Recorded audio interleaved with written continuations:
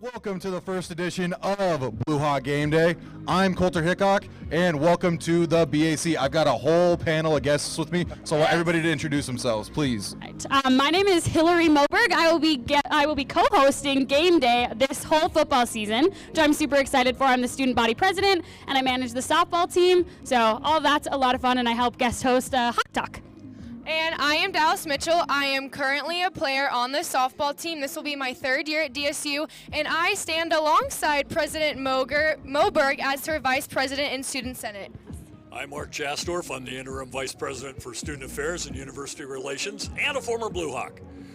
Perfect. Well, I'm good. All right. Before we get into our interview portion, I am going to mention just a little thing about the tailgate behind us. So right now we are currently selling these shirts that Dallas and I are wearing. They were donated to us by ENG Lending and by Devin, which we are so thankful for. And all of the proceeds from these shirts will be going to the local veterans and first responders of Dickinson. So we are very excited to be partnering with Devin and ENG, and we are so thankful for everyone who has bought the shirts to be part of those proceeds. Yes, thank you very much for everybody. Yes, and today is an exciting day as it is our first home football game of the season.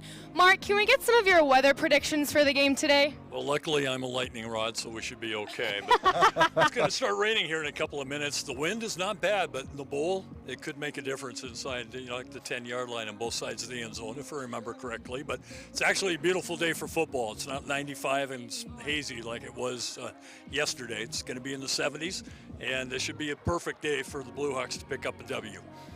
I mean, we kind of got some clouds behind us, and it was a little humid. Do you think that's going to play into effect today in the football game? No, these guys have been playing in weather that is far more thick than this, and heat and humidity. So this will probably feel a little bit more like a vacation, if there is such a thing, playing football. I got to ask you, was there hawk weather back when you were first here? Are you talking about climate change? Yes, absolutely. The weather was like it was. It'd be 110 one day, 65 the next, snow 2 days after that. That's part of the joys of being on the prairie, right? Yeah. Absolutely. I think all weather is hawk weather, right? Yeah. There you go. All right. Hawk, you said hawk. I'll turn up my hearing. I thought you said hot. No, I definitely said hawk. We'll Hawk edit weather. that out, right? Yeah. Sure. All right, so you mentioned you're the interim vice president, and today you got to serve as the grand marshal for the tailgate, which was super fun. Yep. Got to do some mingling, some announcing. But Yep. can you tell us a little bit more about who you are? Who is Mark Jasdorf? Well, I have been in higher ed for 40 years. Grew up in Spearfish, South Dakota. I am actually an alum of Black Hills State. I know we're going to talk about that game, so in full disclosure. But I was here from 1988 to 1993 as the Director of Alumni Relations and University Relations. And this is still home. I stay in touch with a lot of folks. There's a handful of people that actually were working here when I was here. The provost among them, Thad O'Donnell, Tim Daniels, Dave Moody. And I keep running into people who are a lot older than I am around town going, Mark? And I'm like, but it's kind of fun. It's great. So I've been in higher ed, like I said, for 40 years. Been at 6 different institutions, and I'm back here for about a year. Well, Mark, we're certainly happy to have you here. But, Hillary, I got to ask you, what's going on campus today? We got a lot of stuff going on. So today we obviously have our football game that we're all here for. We've got some volleyball happening. That was happening this morning. So good luck to the volleyball girls as they aren't able to be with us right now. We have cross country in Moorhead. So they are competing. Good luck to them. And last night we had the President's Barbecue that a whole bunch of athletes and parents and fine arts performers were able to attend. So it was a really good time. We've got a lot of exciting things happening and more to look forward to in the future. Always a great day to be a Blue Hawk, right? That's right. So Dallas, you and I are both on the softball team. We kind of Yes. mentioned that. And we have some exciting things coming. So do you We want to do. talk a little bit Yes, about what yes. we have coming up? This exciting news has been in the work for Dickinson State University for many years, and it's just incredible to see the staff and the faculty at DSU and all of the coaches come together and put this together. So hopefully, fingers crossed, we are hoping to break ground on our new facility next spring, which is very exciting. Not only will this facility have 4 softball fields, it will have 5 soccer fields as well. And even better, it is for our local youth teams as well. So it's not just for the university, which is something that I think makes Dickinson State so special, because everything we do with our athletes here is not just for the collegiate athletes, it's for the youth and the community as well. But Mark, back to you. Okay, more about me. Of course. Never done. I know you said you worked here back in 1988 to 1993. You left the Hawk tribe, but now you're back. So can you kind of tell us where you worked, what you did, and why you came back to DSU? Well, I came back, one, because it was an opportunity to help when the university had an opening, when Marie Moe moved on. I've known Deb Dragseth for over 30 years, and I actually wrote a story about President Easton when he was the Young Alum Award recipient. And they knew that I had technically retired at the end of December, about a year ago now. And they called and said, hey, we need some help. And I thought this is a pretty cool opportunity to come back to a place that still means a lot with friends that I know. And so that's how I got here. Now, the roundabout way is I worked at my home, alma mater for 8 years at Black Hills State, worked here for 4.5 or 5. Then we went to Sault Ste. Marie, Michigan at Lake Superior State, where I walked in as the first alumni director, full-time alumni director in the history of the school, and walked out as vice president for student life and university relations, which is my title now. From there, after 13 years, went to the University of Northern Iowa for 5, then Metro State in Denver for 5, Durango, Colorado at Fort Lewis College for 6, and then retired. And here I am. I'm back. I'm home. I don't think I'd be able to remember all of that. Ask me in a year, and it's all a blur. But it's a career that happened completely by accident, and I've been incredibly blessed to work at amazing universities, and I think make a difference in a lot of places. When I was looking up your bio yesterday, I was seeing all the places you've been. I was like, how does he remember all of this stuff? But I got to ask you, talk about the change that you've seen back when you first started here in 1988 to now. You know, the changes are more what hasn't changed in terms of the university. The changes have been around the campus and the growth of the city and its offerings. There were 15,000 people when we were here the first time. Now there's 25 or 30, depending on what number you believe. The BAC is an amazing facility for a school this size and for an NAIA school. That's the biggest change, physical plant. But what hasn't changed is that sense of home and family and how we look out for one another and the high quality of education. I sound like an ad for the university right now, but that's the one thing that hasn't changed to the people. The faculty have turned over, but the feelings there. The staff have turned over, but still there's that sense of pride here that you don't often find. And been on 6 different campuses. This place is truly special. Love to see it. Amazing. So, Mark, as you said that you are a native of Spearfish, South Dakota. So, from your perspective, going against Black Hills, what is the recap like? What happened last week? Well, definitely it was a woulda, coulda, shoulda, which Pete hates. I know the coach hates that statement, but the Blue Hawks should have won that game. The turnovers in the red zone, lack of execution when they got inside the 10, 15-yard line, drop passes, and then simply didn't stop the Jackets on, third down and long plays on more than one occasion. So, I think the Hawks know they let one get away, and anytime you play a nearby rival, but somebody at the NCAA Division II level, you want to close that game out. That would have been a big win for lots of reasons, positioning for longer end at the playoff time. There's all sorts of reasons you want the win. You didn't. So now you bounce back against a team that may be better than Black Hills State today. But disappointing loss at BH. Did cost me some beverages with my brother who works down there. And I may or may not pay that off, but that's probably up for discussion later. I also had the chance to listen to Rod for the first time in 30 years for a whole game, and that was fun. That was actually fun. I get a lot of deja vu moments. So last week, Black Hills were the first to put points on the board, kicking the field goal first, 3-0 Black Hills. However, the Hawks were the first to score in the end zone, 7-3 Hawks. But by the time halftime hit, 10-7 Black Hills. We just had our heads down. As I was walking to the locker room, the Hawks just had their heads down. I'm a fan of the Hawks till the day I die, but there was just a lot of mistakes that were made. But we fixed them this week, had a great week of practice, so I'm ready to see this Western game today. I think if the Hawks had taken that second touchdown and had taken the lead and not the turnover and then give up the long run to give up the points, Dickinson State wins that game because it would have been one of those morale busters for BH and the boost for Dickinson State for execution. Again, I woulda, coulda, shoulda. So you mentioned you lost a bet, maybe? So we were kind of curious who you were rooting for. Does that mean you were rooting for the Hawks and you lost because of Spearfish? Now, you work at enough schools. Part of it is you root for the paycheck, always. Advice to live by. Yeah, just words of advice as you go. But absolutely. actually have closer ties to Dickinson State than I do to Black Hills State, other than my brother, who I owe that beverage to. But I was definitely rooting for the Hawks. Very good. We're happy to hear that.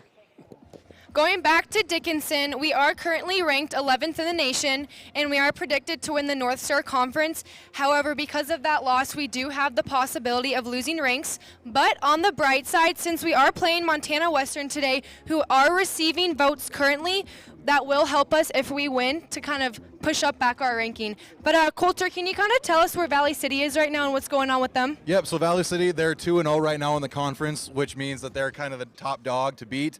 But just because we had that loss last week, that brought us down to number 4. So hopefully, whenever we get back into conference play, then we can just boost those numbers up. That'll be very good to see what happens. Yes, I'm excited. Always on the Hawk side. So guys, I got to ask you. So have you ever seen did you finally watch College Game Day? The actual College Game Day? I know the answer you want to hear, so I'm going to say no comment. Okay. So they always do their picks, and we have Kirk Herbstreit, he and Lee Corso. They're always just going at it, but that's not going to be like this. It's just going to be a nice little friendly thing. So I got to ask you, picks in the North Star. So first up, everybody's going to answer this. So we got presentation at Concordia College in Minnesota. I don't really know from my statistics perspective who I think to pick, but I did spend a few years growing up in Minnesota, so I'm gonna go with Concordia. Okay, Dallas? I am going to have to agree with Hillary on that, and I am also going to say Concordia. Funny story, though. Before this, Hillary and I kind of came up with a game plan that we were going to be kind of close with who we pick, and we were going to pick on the right side of our paper. Since we did not watch the College Game Day show yet and know nothing about predictions, but hey, you never know. Since it's our first try, we might get lucky and win it. And at least if we go down together. Well, Mark? I've never heard the logic on the right side of the paper before. Usually it's color of jersey, the mascot, right side of the paper. First time in a long time. I've never. We heard like it. to be creative. I believe I'll take Concordia. I believe the Concordia College is the Cobbers. If you didn't know, now you know. I know that because my That's sister is a graduate amazing. of But No? they've got a good program. Who don't you know at a college? Not very many people. One, you buy pizza and beverages for people. You get to know everybody. And two, you do this for 40 years. So like you guys said, I think I'm going to go with Concordia College. Next up, we got Iowa Wesleyan and Quincy University in Illinois. Now, this is the first year that Iowa Wesleyan is in the North Star. Right now, they're 0-2, so hopefully that they can bring those numbers up. Well, Hillary? We did talk about the stats on this one. So we mentioned 0-2, and Quincy is 1-1. So I'm going to take the odds on Quincy. They're also on the right side. So Quincy University. And if you haven't already yet guessed who I'm going to pick, I am going to have to agree with Hillary, and I'm also picking Quincy. This is a lot of pressure because I'm a contrarian and I want to go the other way, but I'll take Quincy.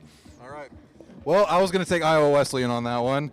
As long as they're not Valley, then I won't vote against Valley. All right, next up, we got Mayville at South Dakota School of Mines. We have a good rivalry with Mayville, so I'm going to stray away from them and, make a bold choice and stick to the right with South Dakota School of Mines. This one's just a little bit tough, but, I think I'm going to have to stick to the right side of the paper and go South Dakota School of Mines. There is no doubt that Mines is a better football team. They'll win by a couple touchdowns. Not just a couple points. I think on this one, I got to go South Dakota School of Mines. And last but not least, we have Montana Western at Dickinson State. Montana Western receiving votes. But is there ever a day you guys are ever going to bet against the Hawks? No. Never in my life. Hawks all the way. They're on the right, so it's the right choice. Yep, exactly. Dickinson State has my vote today and will always have my vote. Hawks. I guess I got to go Dickinson State. Never a day I'm betting against Dickinson State. I would think you have to with that flashy ring on your finger. So we got these as a conference championship rings for the 6-time conference championships. So I had to put that on there. So lastly, that's it from the BAC. We want to thank our sponsors. Dallas, who we got for sponsors? Yeah, so our sponsors today are Dakota Bank, Charbonneau, G&G, Bush Lumber, which if you didn't know, this lovely table was provided by Bush Lumber, so we have to have a little shout out to them and thank them for letting us use this for today. Yes. It's kind of better than the desk that we had a few years ago. It was just 2 pallets, and if you still use that, you would get splinters. Yes. So we're very thankful for this table. I wanted to touch a little bit before we leave on the Blue Hawk Scholarship Fund. We have a table set up in the main concourse of the BAC, so in between the game at halftime, if you want to check that out, you can learn more about the Scholarship Fund. That's something Kyle Smith at the Heritage Foundation has been working really hard on. We have endowed scholarships that can be donated to, and we just have a lot of information for that. And then our sponsors have these cool banners set up in there, so be sure to go and take a look, and we're so thankful for that. And before we get all done with this, I do want to take a moment to thank you, Vice President Jasdorf, thank you for joining us on. today. Thank you very much. Thank you so much for answering all our questions and listening to us. Hopefully weren't too much pressure on you. It was pressure, but I'm going to go take a nap before the game. We'll be okay. Very good. Hopefully we'll have enough time here. We're kind of short. So if you don't follow us on our Twitter and Instagram, our Twitter is at DSU Heritage Fund and our Instagram at DSU Foundation. Got 2 quick shout outs. I got my sister's baby shower today. I can't be there because I'm here today. And at the Spur Bar, they're watching this game right now. And I'm also an employee there, so I had to throw that out there. Very good. So, I mean, as we say, Hawks up. and the game is coming up right after this.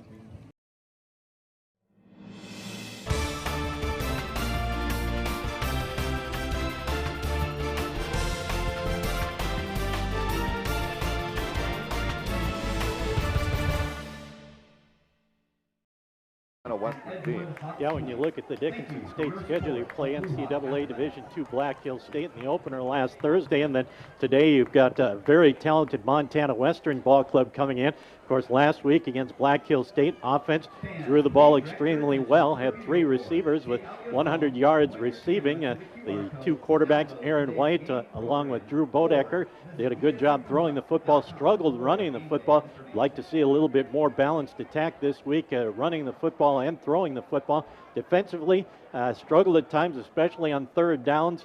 Gave up some 3rd down and longs, and really kind of had some problems with some tackles. So I'm sure Coach Stanton and Coach Thayer will be happy to see the defense out there and see the improvement that they make from week 1 to week 2. And of course, a little bit later on, the offense out there, like I mentioned, try to get a little bit more balance with the running attack at under 100 yards rushing last week. So we'll see what the Blue Hawks can do improvement-wise from week 1 to week 2. Well, the outstanding freshman kicker from Bismarck Century, Wade James, the freshman, will tee it up. And we are ready to go to work for you on KDIX Dickinson, Montana Western. Dickinson State, high end over end kick by James. Going to sail back right on the goal line, and it's going to be taken there by, it looks like, Mount. He's back across the 15, out to about the 18. Ball comes loose. Let's see who's got it. I think Dickinson State does on the return. Let's see who's down there for the Blue Hawks. They're pointing, they do, so Mount fumbles the opening kickoff. And Dickinson State recovers the football. So the Blue Hawks get the recovery. I'm not quite sure who got on top of it, but the Blue Hawks will start in great field position at the Montana Western 20-yard line.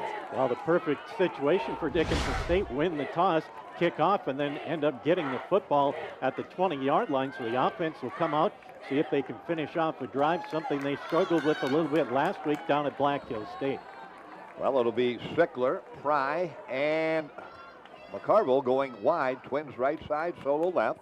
Linder, the lone running back, they swing it right across the middle. McCarville's got it at the 11-yard line, and he'll go down. He was over 100 yards receiving. Pretty easy catch and throw there. Bodecker to McCarville for 9 yards.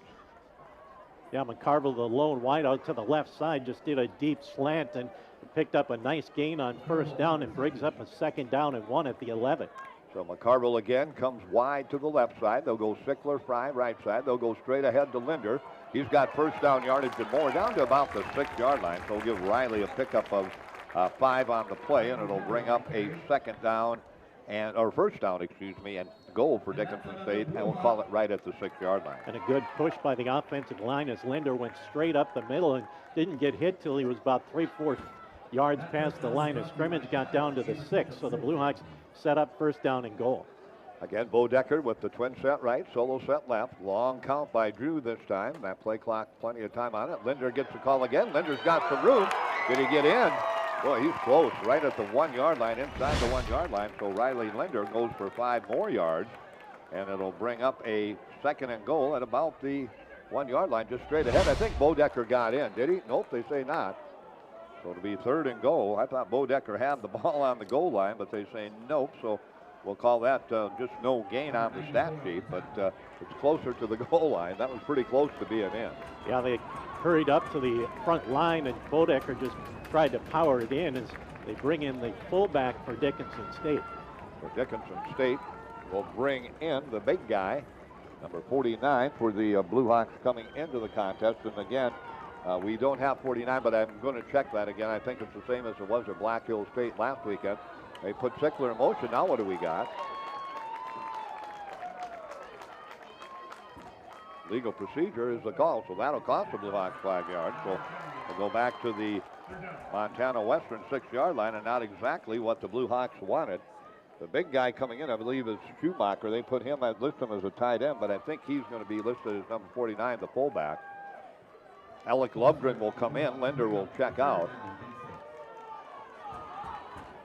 Well, like we mentioned last week, the Blue Hawks struggled in the red zone, and this time they're going to bring in Brantley at the tight end position. Also checking into the ball game, Brantley will go to work in that slot back position. Lovegren, they like to throw to him out of the backfield. Well, let's see if they do that on. It'll be 3rd and goal at the 6. Bodecker all kinds of time. Cuts it. He looks. He's going to get inside the 5 down to about the 2. So he will pick up 3 yards, 4 yards. We'll call it on the play, but the Hawks are going to have to bring the field goal unit in. So Montana Western, well, again, I thought the Bodecker push on that quick snap was in the end zone. The official said not, and instead of 6 points, we're going to go for 3 points here. The field goal attempt up and coming for Dickinson State. Again, ready. Placement down. Kick is up. Kick looks good. Kick is good. So the Blue Hawks get on the board. The kick up and good that time by Jace Johnson. So Johnson hits the field goal for Dickinson State. And that was about, well, put it back at about the 17, we'll call it 18-yard field goal. And the Blue Hawks out in front on the CHI St. Alexius South scoreboard. 3-0. That score coming with 12:25 left to go. First quarter back at 30 seconds with the Hawks kickoff. As a Consolidated customer, you can get all the help you need right from home. We're here 24/7 over the phone, or contact us online at consolidatednd.com, social media, or live chat. At consolidatednd.com, you can order services with our bundle builder, troubleshoot with live assistance, or even find out more about us. With Consolidated's My Account app, you can pay your bill and manage your account. All this from the comfort of your own home. Consolidated. Reach the world from here. First series for the Blue Hawks offensively after recovering the fumble on the opening kickoff, and they get the 3 points out of it. 6 plays, 20 yards for Dickinson State, and the score coming again with 12:25 left to go. There's another line drive kick by James. We're going to let that one sail into the end zone. So Montana Western will get their first crack offensively. They'll go to work at their own 25. A couple of transfers from Nevada kind of lead them offensively. The quarterback Jund and the running back Neville, who averages on the season 123 yards per game. So Montana Western will get our first look at them. They're dressed in their white traveling uniforms with red numerals and black helmets. The Blue Hawks all blue today with the gray helmets today here at the back. So Dickinson State sets defensively now for the first time in the ball game. Hanson, Mattern, and Kendall up front. Hohurst, Miller, Metzke, Swanson, your backers. Hartwell, Oliphant, Lundy, and McLaughlin in the secondary. Jund brings that offensive unit up. They're going empty backfield. 3 receivers to the right, the far side of the formation. 2 to the left, the near side. Jund just going to swing it out. A quick little screen pass, trying to get it out there. They go on the corner, pickup of about 6, maybe 7, as they get it down in the flat to Simpkins that time, and that'll be a pickup of 6. Bring up a 2nd down and 4 for Montana Western. They went to the trip side where 2 receivers step up, 1 steps back, and they throw it to the receiver that steps back. The 2 other receivers come up and block and get a nice gain on first down for the Bulldogs. Again, trips formation comes right below us now on the Blue Hawk side. They go single, solo to the right side. Again, Jund now has Neville in the backfield, and they're going to get the swing pass out in the flat, and the pass just into the hands. Coming over the top, trying to knock it away, but unable to do so. That looks like it might have been Oliphant. I didn't catch the number out there. Number 5 comes up with the reception, and that is Mounts. So Mounts, with his first catch, that'll go for 5 yards and a first down for Montana Western. Their first down of the football game, 1st and 10 at the 36, their own 36. Again, trips near side, solo far side, jump back to pass, fake to Neville, throws it out on the flat. They've got a receiver downfield, and that'll be a pickup to the 43-yard line. And again, it is number 5 coming up with the catch, and that is Mounts again, and that will be a pickup on the play. They'll call it 7 yards, and John 3 of 3 for 18 yards now in the passing game. Haven't seen Neville yet, as Montana Western's gone exclusively to the air on their first 3 plays. Mounts comes over to the near side for Montana Western. Now Neville switches right to left in the backfield. Shotgun formation, Neville on the carry. He's got about 3 yards on the play. Good dive ahead, and it's a pickup of, let's call it 2 for Neville, and it'll bring up a 3rd down situation in short. Well, Western that time went 3 wide to the left side and then ran Neville to the right side and got a short gain, but the Blue Hawks able to stop him for that short gain, brings up a 3rd down and about 2 for the Bulldogs. A little different formation now, just twins to the left. Mounts goes wide solo in the slot to the right side. Neville remains the lone running back in the shotgun formation. Gunn with the call. He drops back out of the gun. Looking, scrambling, trying to get to the outside. He's got a receiver at the 49 of Dickinson State. That'll be a first down. And again, that's number 5, Mounts, comes up with the catch, and that'll be a pickup on the play from the 48. Oh, they'll get it from there to the 48-yard line, and that'll be a pickup of 6 on that reception. John now 4 of 4 for 24 yards. Or rather, that's the second first down for Montana Western, and it's 1st and 10 at the 48 of DSU for the Bulldogs of Montana Western, trailing 3-0. There's a pass on the flat. They get it out and driving the defender, the receiver out of bounds. Dawson McLaughlin, the defender.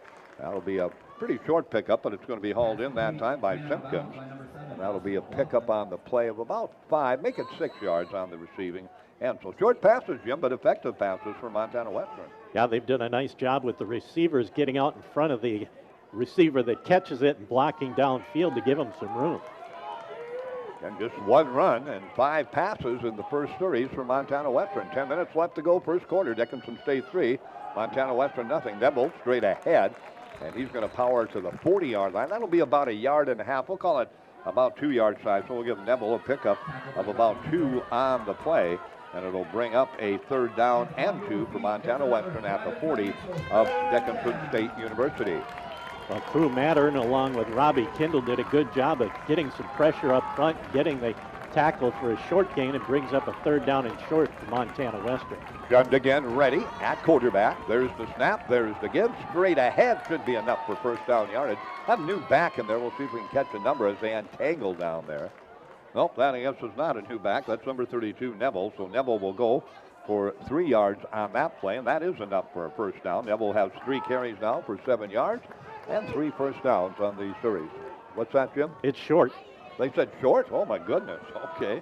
So we'll call that 2 yards. Excuse me. So it's 4th down and about 1/2 foot to go.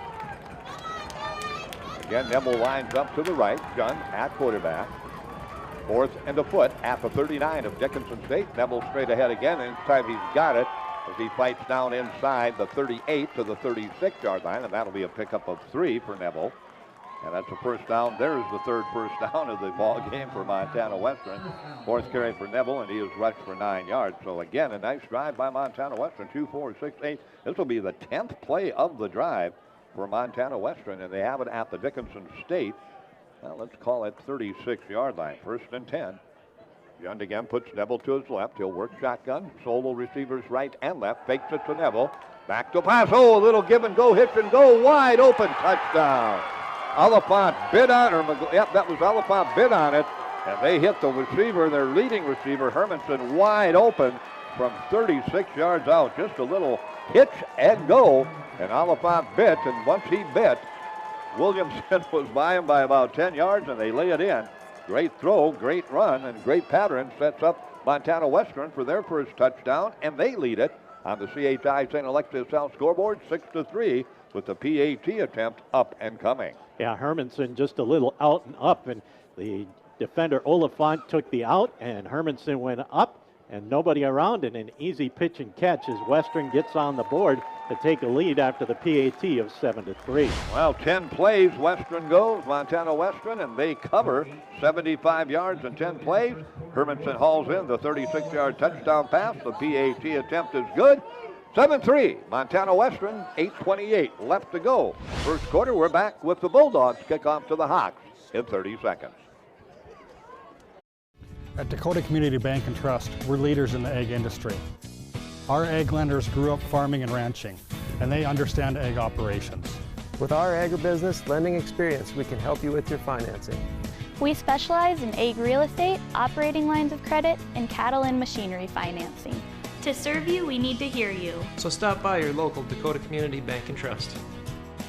At Dakota Community Bank and Trust, that's what we do. Going to do some engineering for us on and off throughout the sports season this year. Glad to have Michael back with us. Again, 10 plays, 75-yard drive. Gun on that drive, 6 of 6 for 36 yards.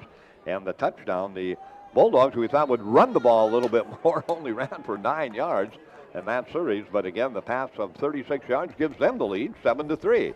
Here's the kickoff, a high end-over-end kickoff. That's going to carry down.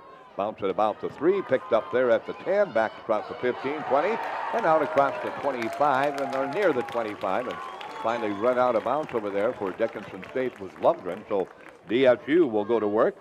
Their second offensive series of the ball game, and they'll put it down at the 25-yard line. So that's where Dickinson State will go to work. 8:24 left to go, first quarter.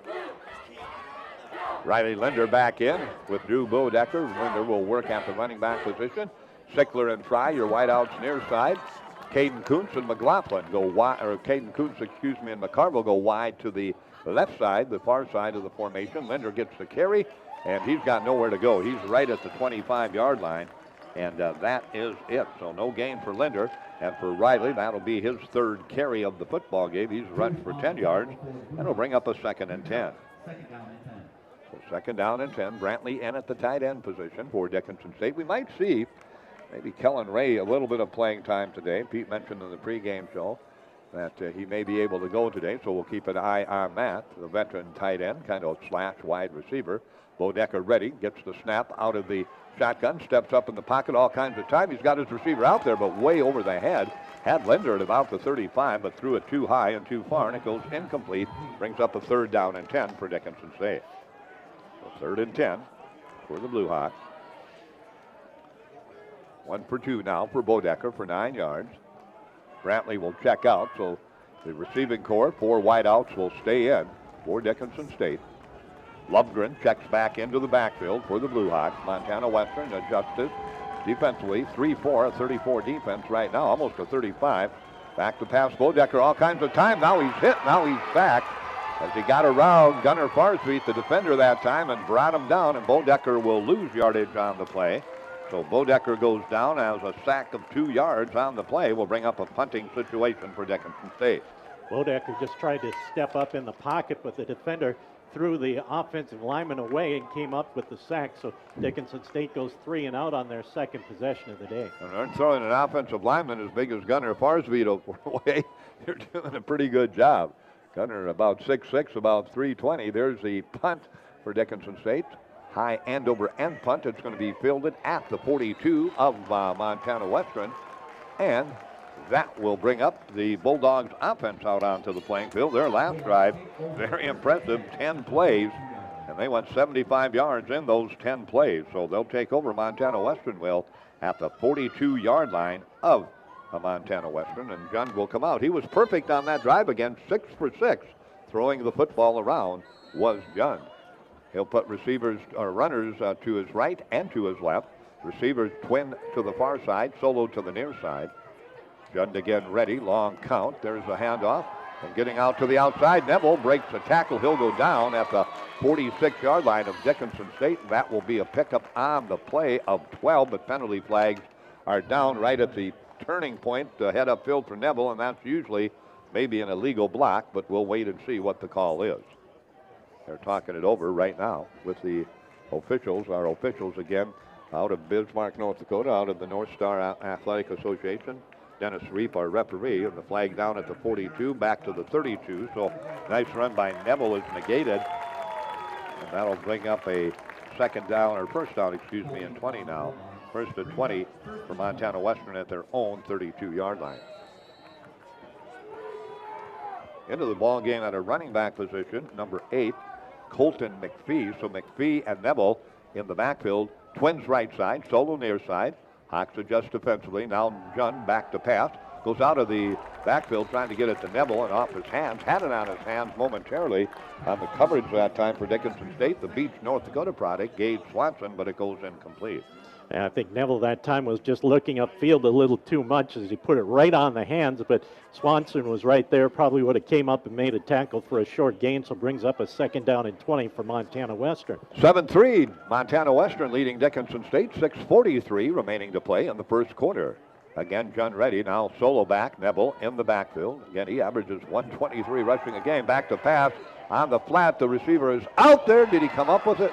No, he did not. He's out of bounds as he was outside the green. And the pass is incomplete. Pleading his case over there is Hermanson, but he's not going to win it. The referee was right on top of it. He's standing right there, so it goes incomplete. And it'll bring up a third down and 20 for Montana Western. Hartwell tried to jump underneath the pass and get the interception, went over his hands, and Hermanson able to make a nice catch on the sideline, but the official said he didn't get the toe down to get the completion, and Dickinson State's going to call a timeout. So the Hawks take a timeout with 6:37 remaining to play first quarter on the CHI St. Alexius South scoreboard on an overcast, kind of hazy day a little bit today, but not a bad day for football. Mid-60s our temperature. We'll take a quick 30-second break. Montana Western 7, Dickinson State 3, back in a half minute.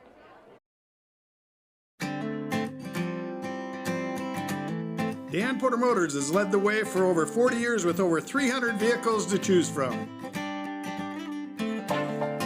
With friendly faces and a laid-back atmosphere, we're here to take the stress out of the buying process. With added services like free car washes for life and free alignment checks to make the customer experience the best it can be. Dan Porter Motors, 58601. Well, the Bulldogs have a third down and 20 at their own 32-yard line. Twin receiver set right and left. Neville goes out of the backfield. They're looking out to him. They throw it across the middle of that little inside screen, breaking a tackle but shy of first down yardage at about the 47-yard line. Nice little catch and run that time. More run than catch. So that's number 5 again coming up with the catch. Mounts. That's his 5th catch. He had 6 catches coming into this ball game. He's got 5 here in the first half. So they're going to be fourth down and about, let's call it 5 yards to go. Make it 6 yards. So that was a pickup of 14 on the play, but not enough for a first down. And brings up the punting unit to come out for Montana Western. There's the punt, nearly blocked, but good pressure that time. That punt's going to bounce at about the 30-yard line and go out of bounds. Noah Sickler came flying in that time, and he nearly got a hand on that punt. So good pressure by Sickler, the wide receiver. Got that good speed, so they put him on the edge trying to get in there, and he nearly did get in there. Well, Dickinson State will get some good field position as the ball went out of bounds at the 32-yard line. So the Hawks not too bad a field position, but Dickinson State, you'd like to see them get a little bit more offense as they went 3 and out on their second series after going for the field goal when they had the football at the 20 and were unable to punch in the touchdown. Brantley comes left to right from the tight end. Twin receiver set to the left, solo right. There's the handoff again to Linder. Turns the corner at the 32. And now we've got another flag down, so let's hold on and wait and see what that call is. He got to the 34. It'll be a pickup of 2, most likely a holding. The referee threw it, so from behind the play, that's where he's looking at. So let's wait and see what the call will be. Pickup of 2 would make it 2nd and 8, holding Dickinson State. And they'll step the penalty off, so the ball will go back to the 22. So the holding penalty puts it at the 22, the DSU 22. It'll be 1st and 20. Kind of deja vu. Montana Western had that happen to him on the last series. Dickinson State, first play of this series, same thing. So Bodecker with Lubgren in the backfield. Again, we'll send the twin receiver set left. Solo right, back to pass. Bodecker again got some time, steps up, looking deep downfield for Sickler. Sickler's down there. There's going to be pass interference. all over the top. Sickler was Braden Swank, and he was just holding on to Sickler. Sickler nearly got to it anyway, but that'll be a 15-yard penalty, pass interference, and Dickinson State will get the first down. So the Blue Hawks will pick up the first down, their second of the ball game on the pass interference, and it'll be out to the 37-yard line. And that's not a bad penalty by Swank, as it looked like if he doesn't get a hand on him, that Sickler was going to break loose and maybe make the catch and go in for the touchdown uncontested, but Swank able to kind of trip him up a little bit and avoid the catch and touchdown. So the Blue Hawks will get the first down via the penalty. So they'll spot it at the 37, and Bodecker quickly has the offensive unit up there for Dickinson State University. They're ready to go to work. Twin receiver set again, right and left for the Blue Hawks. They go out in the flat. They've got a receiver out there. That's Tiger Fry out to the 46-yard line. That'll be a pickup on the play. They put it at the 37 out to about the 36. Let's call it a pickup of 8 on the play for Tiger Fry. Just a quick little button hook that time by Fry, and Bodecker, as soon as Fry turned around, put the ball right on the numbers, and Fry able to get a nice run after the catch a couple of extra yards and get a second down and short. 5:10 left to go. There's a handoff. Lundgren up the middle. Did he get first down yardage? I don't think so. We'll wait and see. Maybe he did. Yep, it looks like they're going to give him pretty good forward progress. Yep, they do. He got pushed way back to about the 46, but that was the line of scrimmage, and he gets out to the 48. So it's 2-yard pickup for Lundgren. Dickinson State picks up their third first down. So Lundgren with the scoot straight ahead gives Dickinson State a 1st and 10 at their own 48-yard line. Bodecker back out of the snap, steps up in the pocket, wide open. Tiger Fry at the 40-yard line, and he'll spin his way down to about the 37-yard line, and that will be a pickup of 15, as Tiger Fry just always seems to get open on those routes. Fry just found a little bit of a seam, and Bodecker put the ball right on the hands and able to get across midfield all the way down to the 37-yard line of Montana Western. Caden Kuntz comes out wide with Sickler to the near side, far side Fry and McCarville. Bodecker out of the shotgun, looks, still looking, fires downfield. He's trying to get it down there, and the pass is going to be overthrown, trying to go to Tiger Fry. Good coverage downfield that time by Latrell McCutcheon, 6'1 junior, and the pass falls incomplete. 3 of 5 now, 32 yards for Bodecker in the first quarter. Fry just went down the left sideline, and McCutcheon was step for step with him, and Bodecker just tried to put it over the top, but Fry unable to catch up with it and brings up a 2nd down and 10 for the Blue Hawks. Sickler again readies himself on the near side. They'll go twins, Fry and McCarville to the left side. Linder back in at a running back. That's where they go to. Linder straight ahead inside the 35 down to the 34-yard line. He'll pick up 3 on the play. Will Riley Linder. Well, that'll bring up 3rd and long now, 3rd and 7 for DSU at the Montana Western 34. 7-3 Montana Western with the lead here in the first quarter. Still over 4 minutes remaining to play, 4:15 to be exact. So Dickinson State will look at 3rd down and 7. We'll see what Coach McCarville comes up with up here in the box. Coach Stanton down on the field. They've got the play called. Again, Linder to the left of Bodecker. Long count this time by Bodecker. There's the snap, fakes to him, goes across the middle, and that's going to be incomplete. Trying that little slide across the middle in between the hash marks to Tiger Fry, and couldn't complete it. So now let's see what the Blue Hawks elect to do. It looks like they're going to go for it on the incompletion to Tiger Fry. Now the tight end Brantley's going to come out. Kuntz is going to go in. Linder out, and Lovegren will come in on this 4th down and about 7 for Dickinson State, just inside the 35-yard line. Again, Montana Western 7, Dickinson State 3. In a battle of the frontier of the North Star here at the back on a cloudy and cool Saturday afternoon. Not a lot of wind, a little bit of breeze coming in, about 15 miles per hour. There's the snap. Back, Bodecker on the flat. He's got Tiger Fry. Did he come up with it? Yes, he did. Will it be enough for a first down? Yep, I think it will be. Let's see where they put it down at. So Tiger Fry comes up with it, and I think it will be awful close to first down yardage.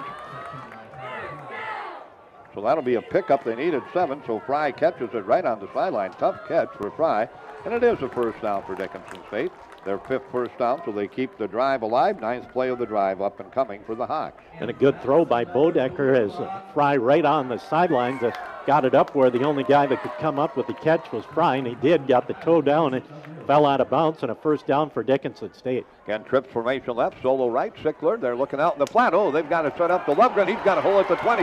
He's at the 15. He's at the 10. He's at the 5. He's into the end zone. No flags down. Touchdown, Dickinson State. That little screen to Lovgren, and it goes for 27 yards. And the touchdown pass, and Dickinson State back out in front by a score of 9-7 with the PAT attempt up and coming. A couple of good blocks by the offensive line. Scotty Woodruff, the guard, made a good block right at the line of scrimmage. In the center, Matt Day downfield inside the 10 made the block that Lovgren was able to cut behind to get into the end zone and put the Hawks back out in front. PAT attempt is up, and the PAT attempt is good. And a 9-play, 68-yard drive gives the Blue Hawks the lead back with 3:31 left to go. We've got a good one brewing. At the back, Montana Western and Dickinson State. The Hawks 10, the Bulldogs 7. We'll be back in 30 seconds on KDIX and KLTZ and Consolidated.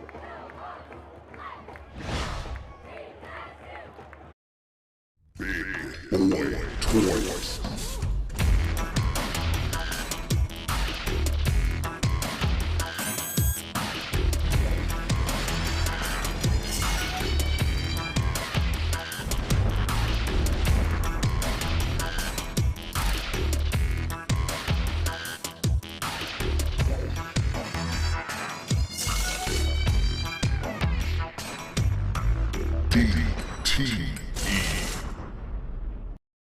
Yard drive. That beautiful screen pass to Lovgren. Bodecker hits him for 27 yards. The PAT kicked good, and the Hawks out in front again, 10-7 on the CHI St. Alexius Health scoreboard. Wade James, the freshman, will kick it off for Dickinson State. High end over end kick, not as deep this time. That's going to come down to about the 12-yard line, and they're going to bring it back across the 25, across the 30. That again is Mounts, who's had a busy day catching and returning. And let's see, they found it right at about the 33, so that's where Montana Western will go to work. First and 10 at their own 33. The Bulldogs again down, trailed 3-0, took a lead 7-3, and now trail 10-7 with 3:25 left to go, first quarter.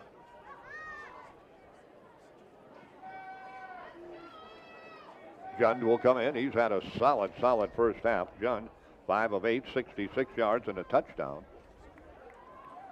He puts Neville to the right. They'll work shotgun. They'll go twin set far side, the right side of the formation, the Montana Western sideline side. There's a handoff. Neville on the carry, fights his way out to about the 35, 36-yard line. Host of Hawks in there. I think number 75, Matt Anderson out of Jamestown, got a hand on him right at the 35-yard line, brought him down. So we'll call a 2-yard pickup for Neville. So it'll bring up a second down situation and 8. So second and 8 at the 35 for Montana Western. That's McPhee, Rod. Oh, that's McPhee, excuse me. So McPhee on the carry. Neville getting a breather. There's a snap, low snap. Jund fielded. He's looking across the middle. Oh, he's going deep. He's got a receiver down there. It's intercepted. What a play. Holy cow, get a number on that guy. Wow. A diving, sliding catch by Jaden Hartwell. Wow, what a play he made to come up with the interception down at the 20-yard line. What a play by Hartwell, Jim. The wide receiver had about 3-4 steps on him, but as soon as Hartwell saw the ball in the air, he kind of turned on the afterburners and made a great leaping interception inside the 25, ended up at about the 20-yard line. So a big turnover for Dickinson State as Hartwell comes up with the circus INT for the Blue Hawks. Now, what a catch by Hartwell. Just spread eagle and to come up with it. So DSU gets it back at their own 20-yard line, leading by a score of 10-7 with 2:50 left to go, first quarter. Bodecker again ready to go to work. Dew out of the shotgun, drops straight back, looks across the middle, out of the backfield. He's got a wide open receiver out of the backfield. That's Lovgren again. He's open at the 25 of Dickinson State, races all the way out to the 45. A pickup of 20, and my goodness, they've gotten Lovgren, and he's having a big first quarter. Lovgren that time went to the weak side of the formation as the Blue Hawks had the wide receivers lined up to the right side. Lovgren just snuck out of the backfield, and Bodecker able to hit him on the flats and get a nice pitch and catch for a first down. 25 yards. Lovgren again. This time McCarville again holds it in at the 41-yard line. So that'll be a pickup of 14. Bodecker now 9 of 11 for 115 yards, 1 touchdown and no interception. Of course, the Blue Hawks had a great game throwing the football last week as Bodecker and Aaron White kind of played a little bit in the fourth quarter last week. And 3 wide receivers with over 100 yards receiving last Thursday. All kinds of time across the middle. He's got Tiger Fry open at the 30-yard line. He falls forward to the 20-yard. We're going to put it right at the 30, and that'll be a pickup on the play of 13, or make it 11 yards, so another first down for Dickinson State. So first down for the Hawks. When you look at the Blue Hawks, one of the deepest spots on the team is that wide receiver position. Of course, got Tiger Fry back. He's got just about every receiving record in the book for Dickinson State. So that's where the Blue Hawks have their strength, and they've gone to it here in the first 2 ball games. 7 first downs now for the Blue Hawks. Bodecker again's got some time out in the flat. He's got his receiver, Noah Sickler. Got the hands up, makes a nice catch at about the 22-yard line, an 8-yard pickup for Dickinson State. Yeah, these 4 kids that they've got, Kuhn, Sickler, McCarville, and Fry, they are a very talented receiver in tandem for Dickinson State. On the offensive line, this series has done a nice job as Bodecker has been able to sit in the pocket and kind of look downfield and find his receivers. So the offensive line having a good series. Out in the flat again, it's nearly intercepted, and then Sickler tipped in the air. He just kept the feet in bounce and hauled it in. Great catch by Sickler, great concentration, a 5-yard reception on the play. Braden Swank, the cornerback, came up and tipped the ball as Sickler just kind of stood on the sideline and kept the toes in bounds as he made the catch and fell out of bounds. Another first down and a break for Dickinson State would look like could have been a turnover, turned into a first down.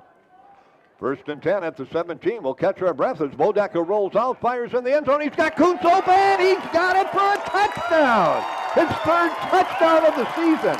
3 catches for Caden Kuntz this season. 3 touchdowns for the Dickinson Trinity product.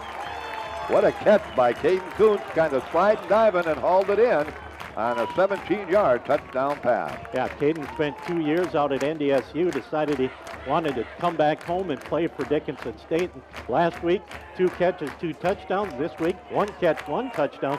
So the Blue Hawks turn the interception into points as the PAT is blocked. It's blocked. It can be picked up and run, and they're going to down it. Now they're going to go down. We got people sliding and flying all over the place, but PAT attempt is not good. It is blocked, and Dickinson State leads it now 16-7 with 1 minute and 10 seconds remaining to play in the first quarter. We've had a lot of action in 1 quarter, 23 points, field goal, and a bundle of touchdowns, 3 of them to be exact, and the Blue Hawks lead it by 9, 16-7. We're back in 30 seconds. Finding the right mortgage company can be a little puzzling. At ENG Lending, we make it easy by finding the right program that fits perfectly. From VA loans for our veterans to first-time home buyers, refinancing and debt consolidation. Piece by piece, we pay close attention to every detail so that every piece of the puzzle falls right into place. ENG Lending. It all comes together. Call 456-LOAN right now. Thank you much, Jim. Thank you much, Michael. And again, 7 plays, 80 yards for Dickinson State. Caden Kuntz hauls it in from Bodecker from 17 yards out. PAT blocked, 16-7, a minute 10 left to go. Dickinson State in the lead. Bodecker now 13 of 15, 156 yards, 2 touchdowns in the first quarter. High end over end kick, and that's going to come down to somebody other than number 5, Trey Mounts, and that's Jamison, and he goes head over here. He fumbles the football. Let's see who's got it. They're untangling down there, and let's see. There'll be a return of about 20 yards. Dickinson State has it. Who came up with it down there for Dickinson State? Is that number 9? Yes, it is. And that is Devin Crawford with the fumble recovery. So Montana Western fumbles the kickoff for the 2nd time in this football game. And Crawford comes up with the recovery for Dickinson State. Now, if you're Montana Western, you need to see the defense stick up like they did the first time when they got the fumble on the kickoff and hold Dickinson State to just a field goal. So we'll see what the Blue Hawks can do. Offensively, they've played extremely well here since the middle portion of this first quarter with back-to-back touchdown drives. And the Blue Hawks set up at the 28-yard line of Montana Western. First down and 10 for Dickinson State. A minute 2 remaining to play first quarter. Little reverse. Oh, they've got Fry wide open downfield. Will the ball get there before the defender does? It does. Tiger Fry. Who threw that, Jimmy? I didn't. McCarville. Was it McCarville? And that goes inside the 5-yard line. They'll put it at the 2, a 23-yard catch. I didn't know if it was going to get there or not before the defenders did, and it did. A 23-yard gain. McCarville, 1 of 1 for 23 yards. The Blue Hawks nearly 200 yards passing in this first quarter. 1st and 10, first down, number 10 for the Blue Hawks. There's the carry, right side, trying to stretch into the end zone that time for Dickinson State. Lovegren again just couldn't quite get in, so Lovegren will pick up a yard. The Blue Hawks passing yardage, 180 yards passing for Dickinson State, 10 yards rushing, 2nd and goal. Clock winding down, 25 seconds remaining to play. Let's see what we've got here. Oh, they're not going to run a play. They can head to the sideline, so that's what they'll do. The quarter will run out. So on the CHI St. Alexius South scoreboard, Dickinson State 16, Montana Western 7 through 1 quarter. We're back in 1 minute. Digging it, the 811 game. Will you play by the rules? Choose your location. City Home. Choose your project. Fence. Let's get started. Sure you're ready? Continue. Hold on. There's a whole network of utilities starting just inches underground. Call before you dig, or it could be game over. Stay on top of your game. Call 811 or visit nd1call.com. Favorite thing about my street? My co-op. It isn't just about electricity. It's about power. The power of information. About safety, efficiency, Technology. I am the co-op. I am the co-op. and the co-op is me.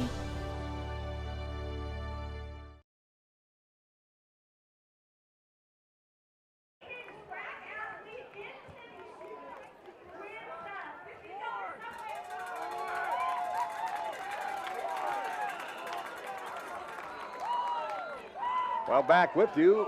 Lovegren in the backfield. Bodecker keeps it. He sneaks it. Did he get in? Yes, he did. So Bodecker will take it in on the 1-yard quarterback sneak for Dickinson State. Nothing fancy there. And Bodecker scoots in, and the Blue Hawks stretch that lead now to 22-7 on the 1-yard touchdown run. So the Hawks off Montana Western turnovers have put 10 points on the board, or make it 9. We'll wait and see if they get the PAT attempt to go place it down. Kick is up. Kick looks good. And the kick is good for Dickinson State. For the PAT. 16 points. Yeah, that's true. 2 fumbles and the interception. Yeah, that's right. 16 points off that. The PAT kick is good. 14:58 left to go. Third quarter. We're going to turn it right around. Head to another 30-second break. Dickinson State 23 and Montana Western 7. We'll be back in 30 seconds. At American, we understand that you want to handle finances on your time. Whether that means checking retirement balances while balancing life, filing an insurance claim as your cattle graze on someone else's land, or depositing money during your free fall, 12,000 feet in the air. No matter where you are or what you're doing, as crazy as it may be, American is there for you. With advisors at your fingertips, anytime, anywhere. American. Banking, trust, and insurance. 3 plays, and they go a total of 28 yards. Bodecker on the quarterback keeper scores with, again, 14:58 left to go in the first half. Dickinson State 23, Montana Western 7. Well, Wade James is probably the busiest guy on the field today. There's an end-over-end kick, and that's going to carry down to about the 5-yard line. I'm thinking they might call for the fair catch, or maybe not try to return it. And breaking to the outside and holding on to it as he goes down at the 30-yard line. About a 25-yard return again. There's number 5 for Montana Western bringing it back. That is Trey Mounts. So Mounts will bring it back, and Montana Western will go back to work again. Again, trailing now by a score of 23-7. They'll go to work at their own 30-yard line. So Judd will come out and work. He's had a couple of offensive series taken away from him. He has hit on the afternoon 5 of 9 for 66 yards, 1 touchdown, and 1 interception. Judd again ready. Neville in the backfield. They swing it out on the flat, going down on one knee that time at the 31, and that'll be a pickup of just 1 yard on the play, so it'll bring up a second down situation and 9 for Montana Western. 2nd and 9 at the 31, their own 31-yard line. 14.5 left to go in quarter number 2. Dickinson State 23, Montana Western 7 on the CHI St. Alexius South scoreboard.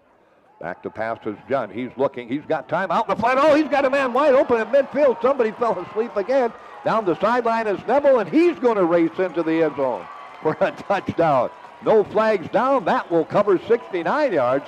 And again, that was just that swing pass out of the backfield, and nobody covered. Kind of like that old play Dickinson State used to run. Everybody goes right. They throw it back to the left, and Neville races down the left sideline, the far sideline, and that is a 69-yard touchdown pass. Well, that's one way to answer back for Montana Western. The only problem is you didn't give the defense much time to relax and make some adjustments, but I'm sure Montana Western will take the points on the board and get the defense ready to go after the PAT. It's a little snap, but the kick gets up, and it looks good, and it is good. So the PAT good. So a two-play, 70-yard drive for Montana Western. Hold on, folks. We're going to have a lot of points, I think, on the scoreboard before the day is done. It's Dickinson State 23, Montana Western 14. We're back in 30 seconds for the Bulldogs kickoff to the Blue Hawks.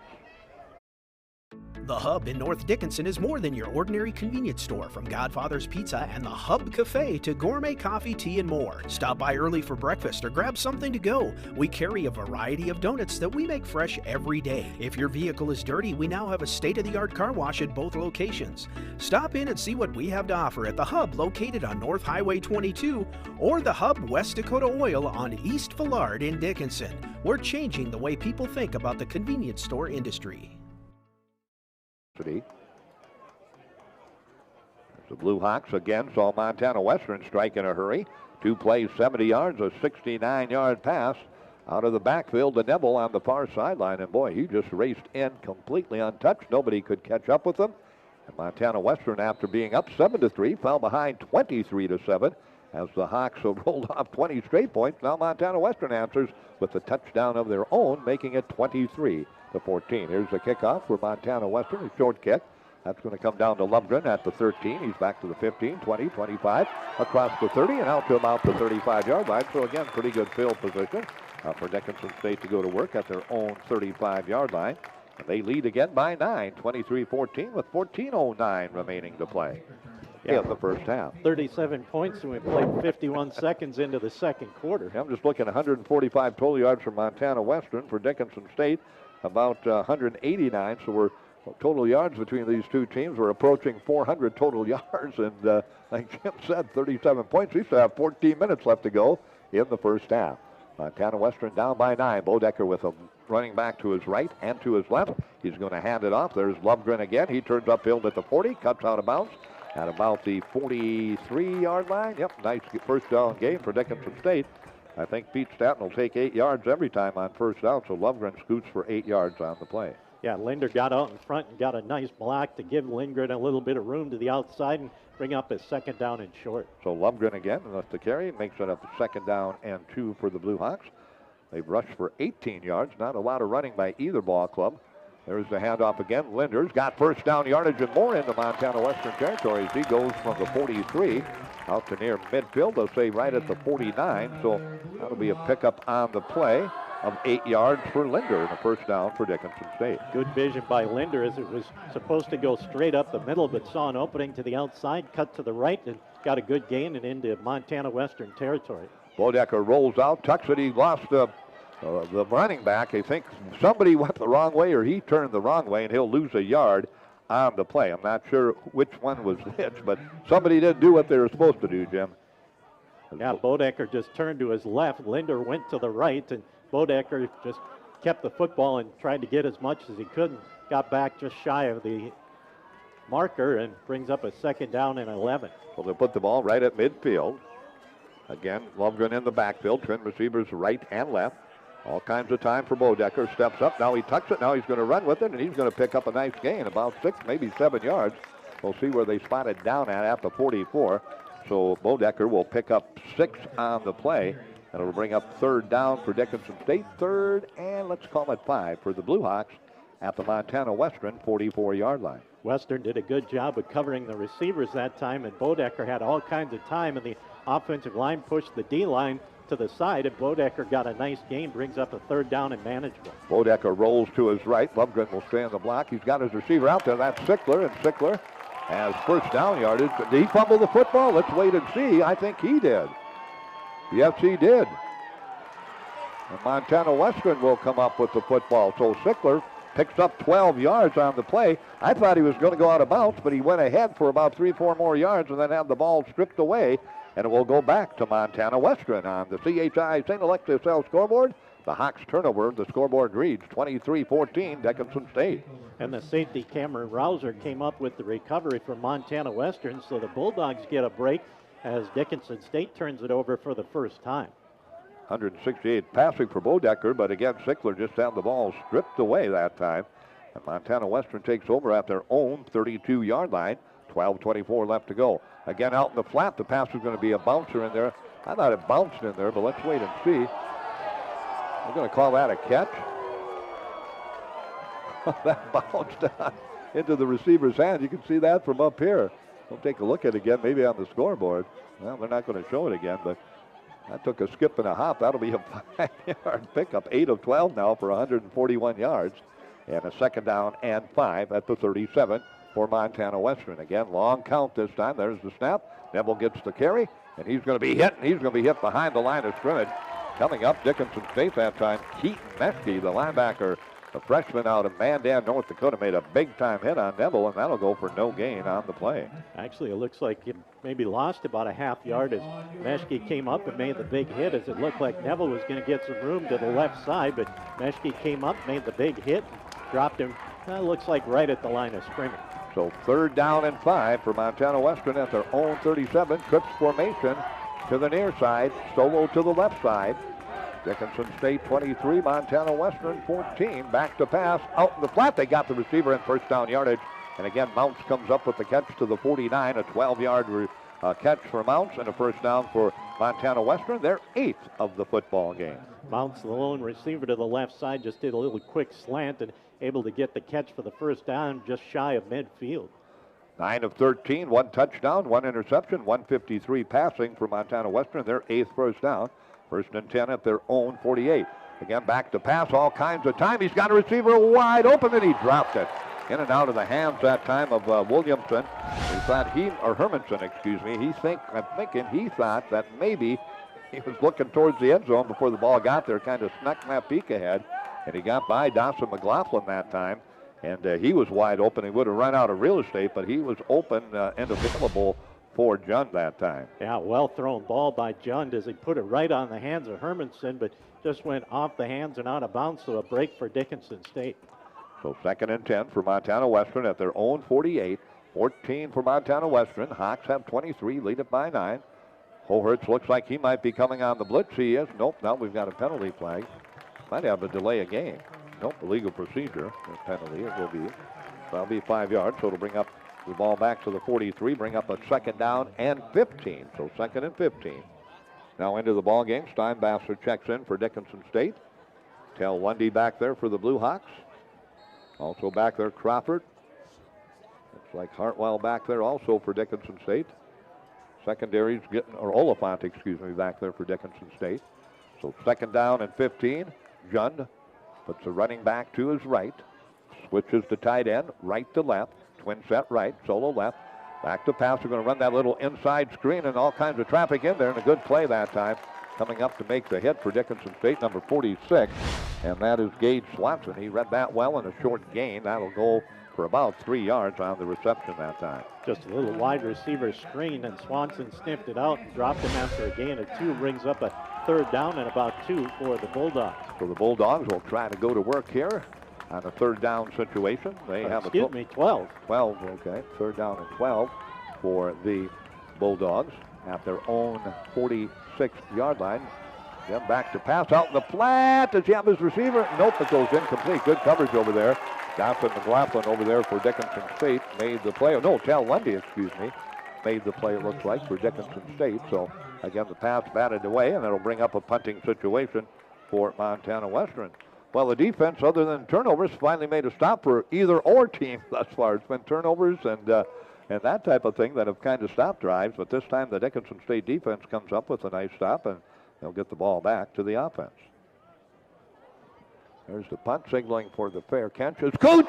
He fumbles it. Did he come back up with it? No, he did not. My goodness, we got the bobbles and the fumbles, and on the punt, Montana Western gets the fumble, and they're right back in it. That kind of hopped out of his hands. He tried to pull it back.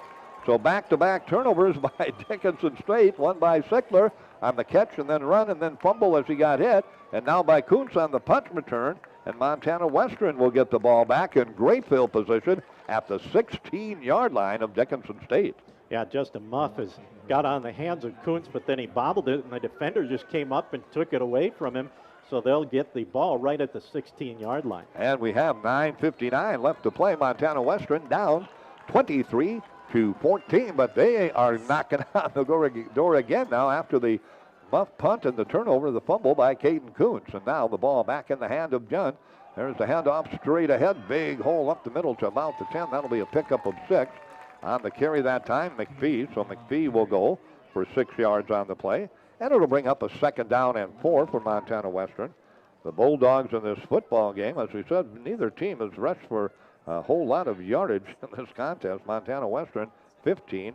Dickinson State has rushed for a total in the football game of 16 yards. So, again, I'll make that 18 yards. Again, Jun across the middle looking in the end zone. He's got his receiver. Did he stay in bounds?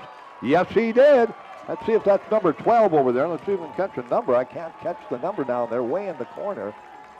Coming towards the sideline. I think it's 18. Is that 18? Let's Simpkins. take a look. Yeah, that Simpkins comes up with it. So that will cover a total of 10 yards. So Simpkins, just like that, Montana Western got the momentum back now after Dickinson State took advantage of 2 Montana Western turnovers to roll up some points, 3 of them.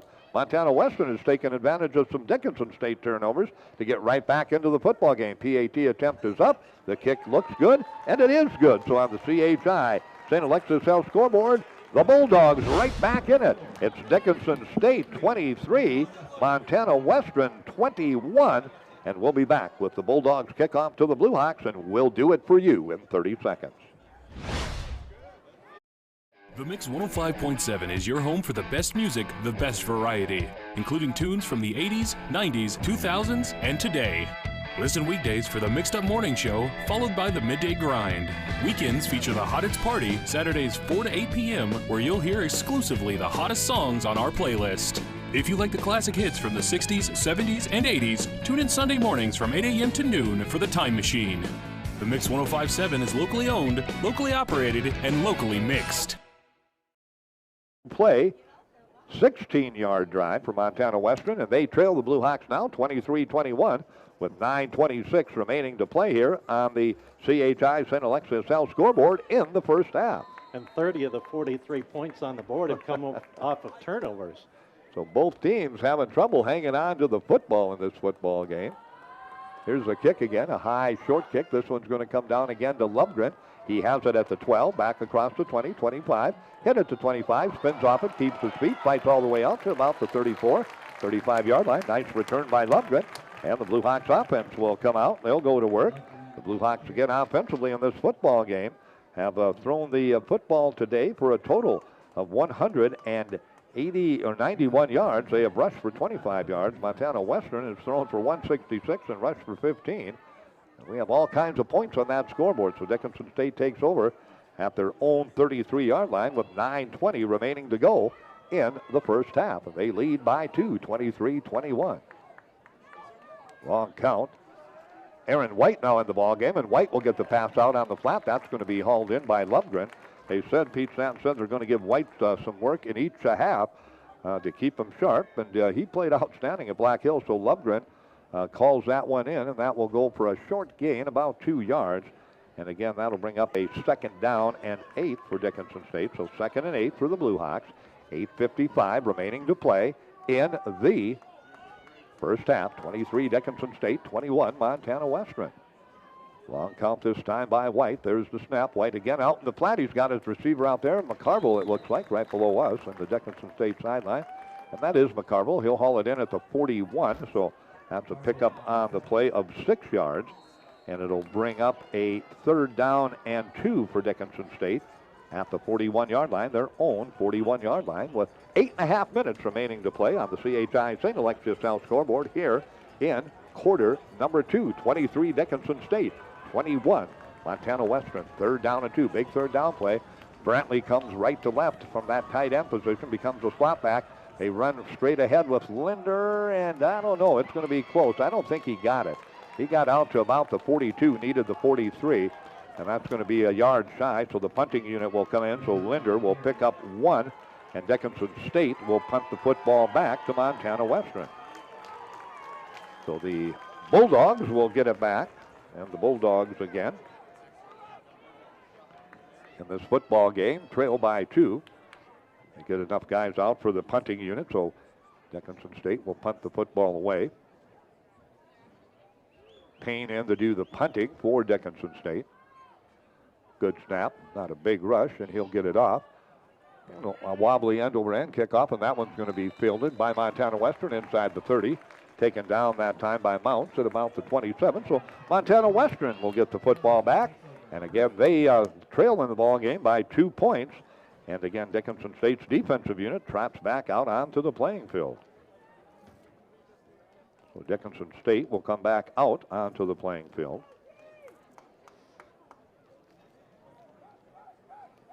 The Blue Hawks take over.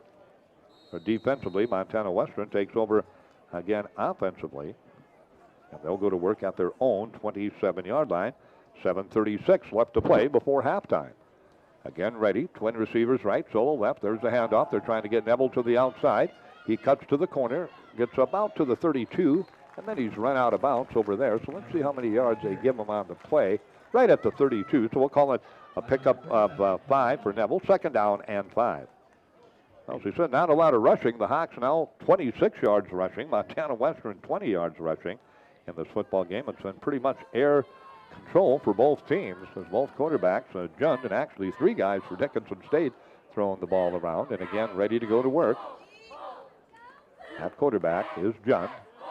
He's ready, throws it out in the flat. He's got Williamson free at the 45, and he dives forward to about the 48-yard line. Let's see where they spot it down, right at the 48.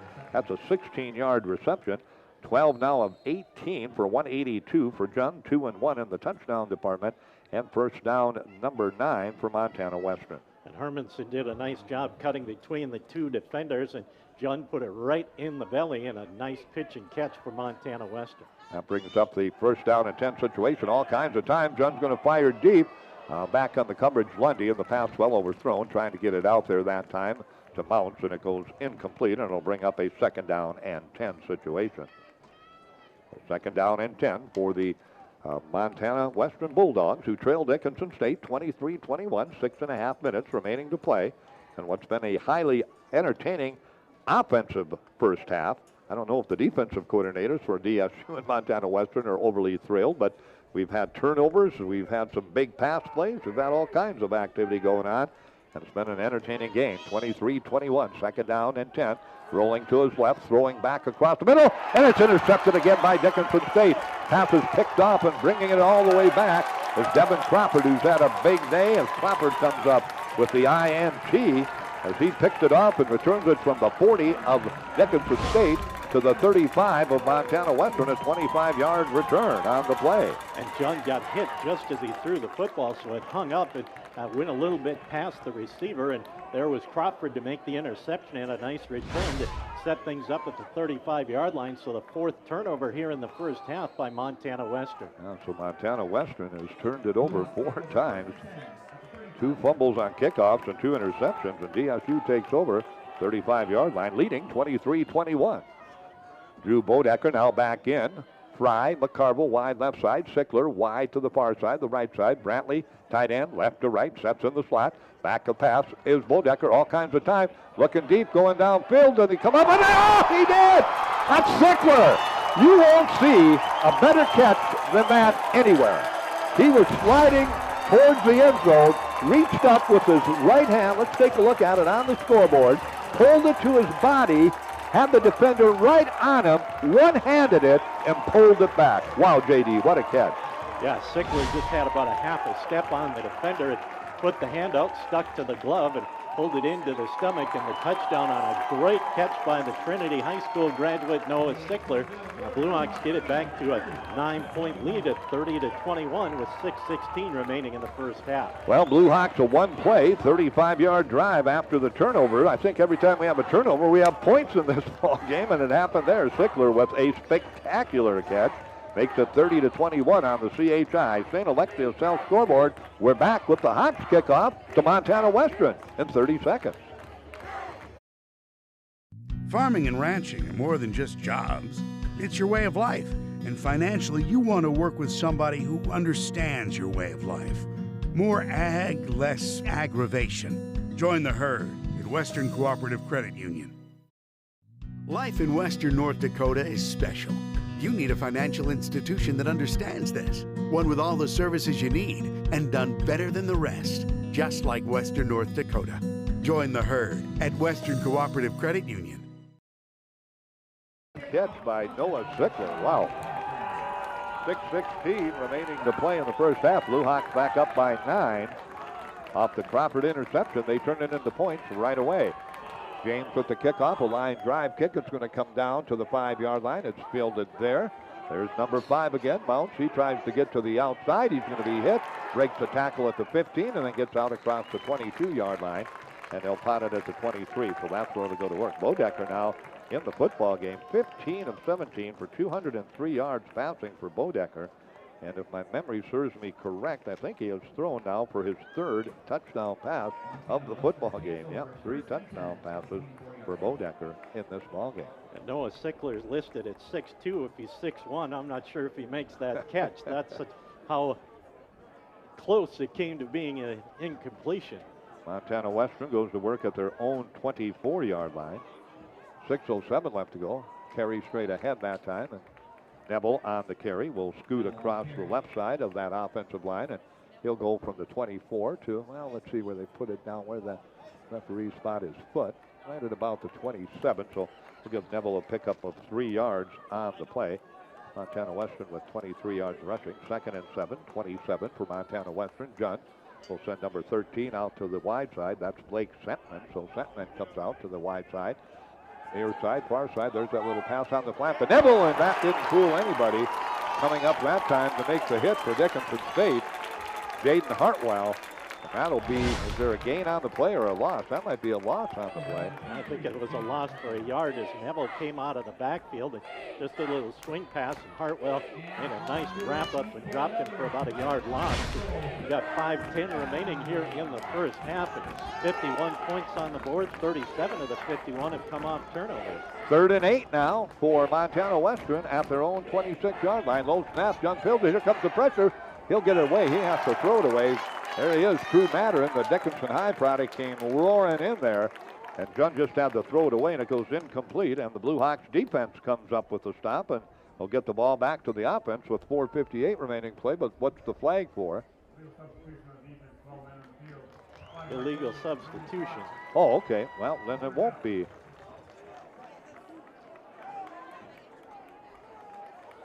The defense has to go back. Is that a 5-yard penalty? Yep, it is. So, okay, so it'll be 3rd down and 3, so a 5-yard penalty. So the Blue Hawks will send the defensive unit back onto the field. 3rd down and 3 now. They'll put the ball at the 32. So Montana Western, instead of punting, gets a due chance to get a 1st down with 4:58 remaining to play. Jund again ready, the 6'1 junior, trying to pick up that 1st down. He's got time. He looks across the middle, and he throws it behind the intended receiver that time.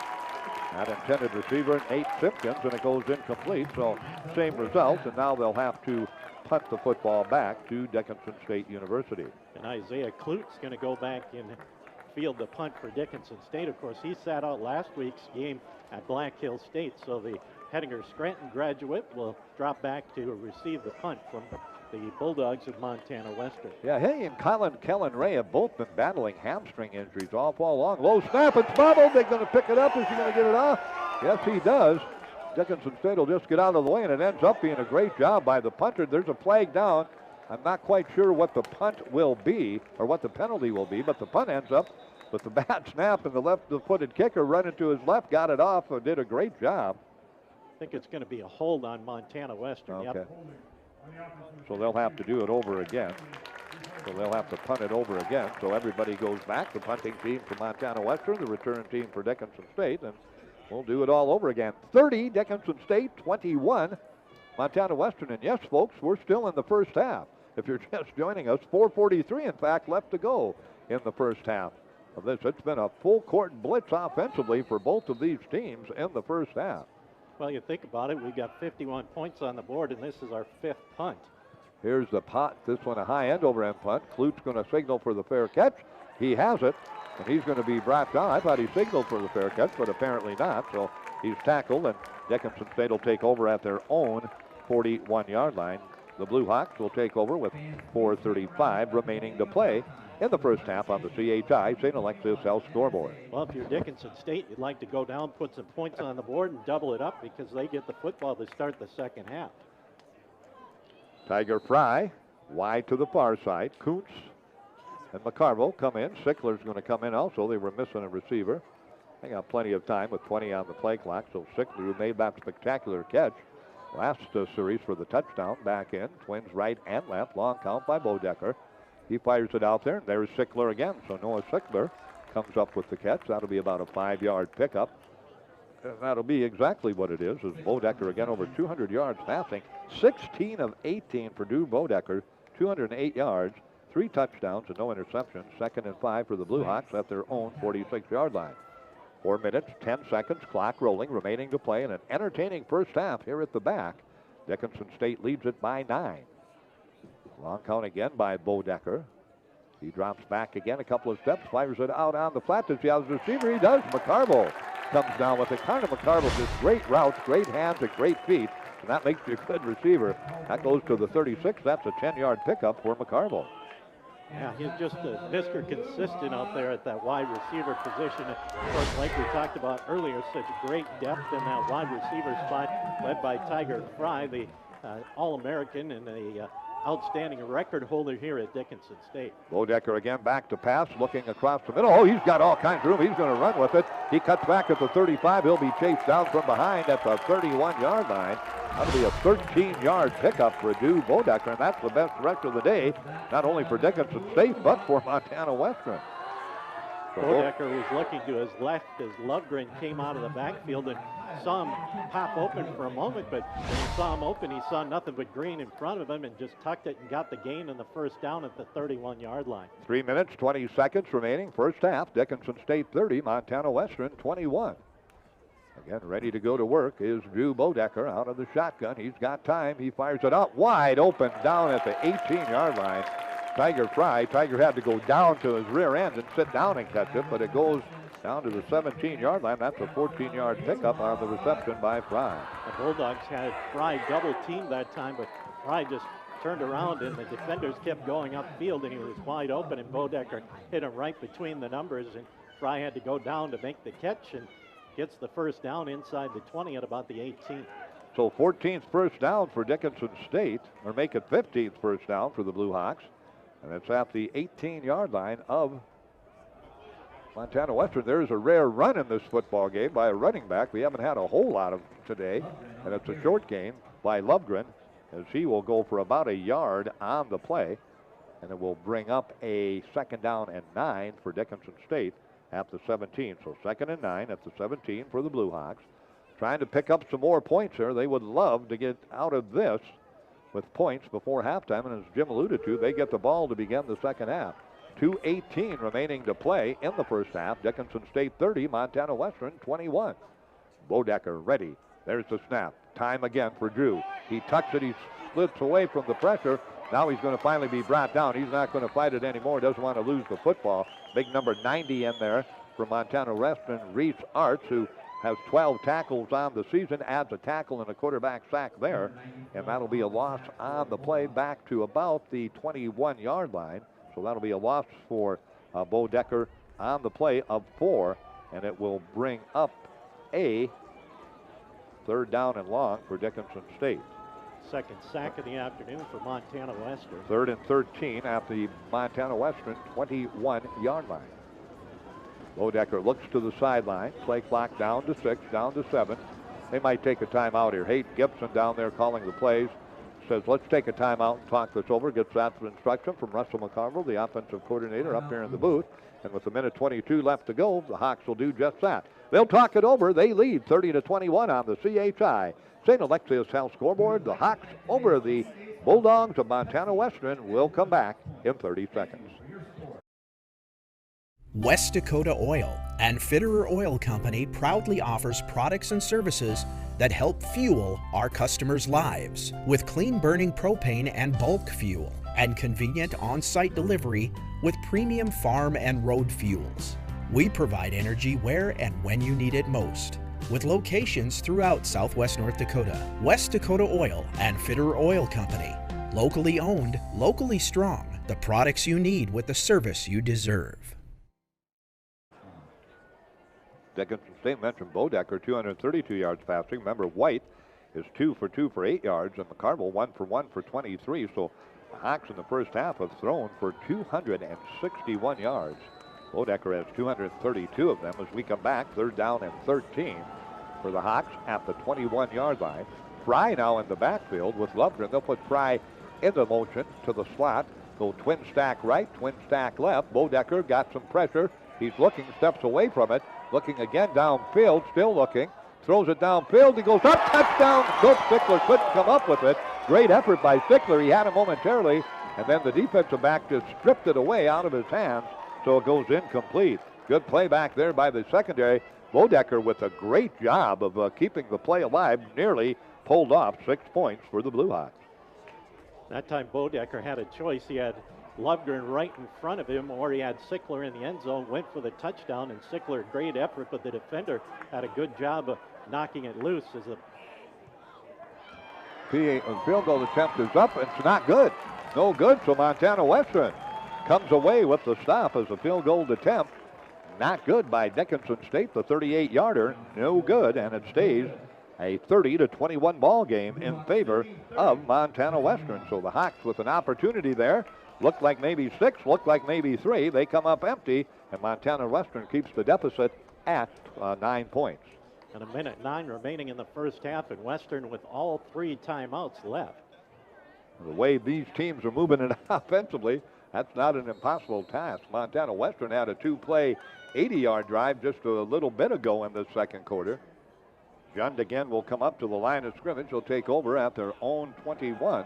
Back to pass out in the flat. It's going to be hauled in over there. Good catch on the far sideline. Coming up with the reception over there for Montana Western. Let's wait and see who that was over there. Number 8.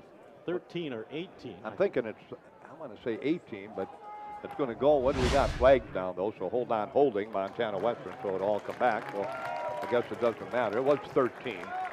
That is Sentman who came up with the catch. That was a nice catch, too, by Sentman on the far sideline. Would have been a pickup out to about the 37. Would have been a pickup of about 15, 16 yards, but ball goes all the way back to the 10-yard line on the hold. So it'll be 1st and 10 at the 11-yard line for Montana Western. With a minute 5 remaining to play on the CHI St. Alexius Health scoreboard. Again, Jund will set out of the shotgun. He puts Neville in motion. They're going to look to him, swing at that little inside slant again, and trying to break a tackle, and doing so out to the 25, and that'll be a pickup on the play. Montana Western may burn a timeout here. Let's wait and see. Nope, they're just going to go right to work. 14-yard reception on that play. 14 for 24. 197 yards, 2 and 2. Back to pass again, Jund. Out on the flat, he's got his receiver out there and sliding out of bounds with 38 seconds remaining to play is Trey Mounts. So Mounts will haul that one in for a pickup on the play, and that will go for about 11 yards on the play, so it'll be enough for another first down for Montana Western. Back to first down number 10 in the ball game for the Bulldogs. 38 seconds remaining. They have it now at their own 36-yard line. He's hit as he throws, breaks away from it. Now he tucks it. Now he's going to run with it. Now he's going to be brought down. Then he throws the ball away. That's going to be a penalty. Jund, I don't know why he did it. He could have just went down. He actually maybe wasn't a, that might not be grounding, but he was across the line of scrimmage, I do believe, when he threw the football. Let's wait and see what the call is. Keaton Meschke came up and made the hit as it looked like Jund was going to get to the outside and get out of bounds, but Meschke able to make the hit, held him inbounds, and then Jund just threw the football. Well, the referee will give us the call here. I do believe he was across the line of scrimmage. They might take a timeout here. But we'll wait and see. Montana Western's going to take a timeout. 27 seconds remaining on the CHI St. Alexius South scoreboard. Dickinson State leading 30-21 late in the first half. We'll be back in 30 seconds at KDIX, KLTZ, and Consolidated. Illegal forward pass on the offense, number 7. Pass out of bounds at the same time. In order to save the 10-second runoff, Montana Western has nothing for the state timeout. It is 5 yards, loss of down, second out.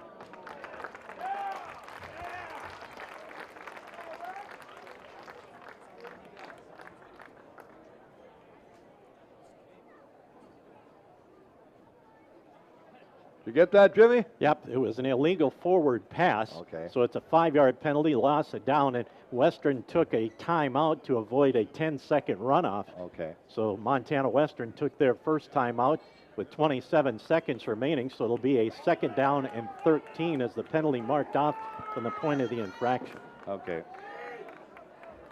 It's across the line of scrimmage, basically, is what it was. But anyway, 27 seconds remaining. I'm glad you heard that, Jim. I didn't catch it at all. Judd's ready to go to work.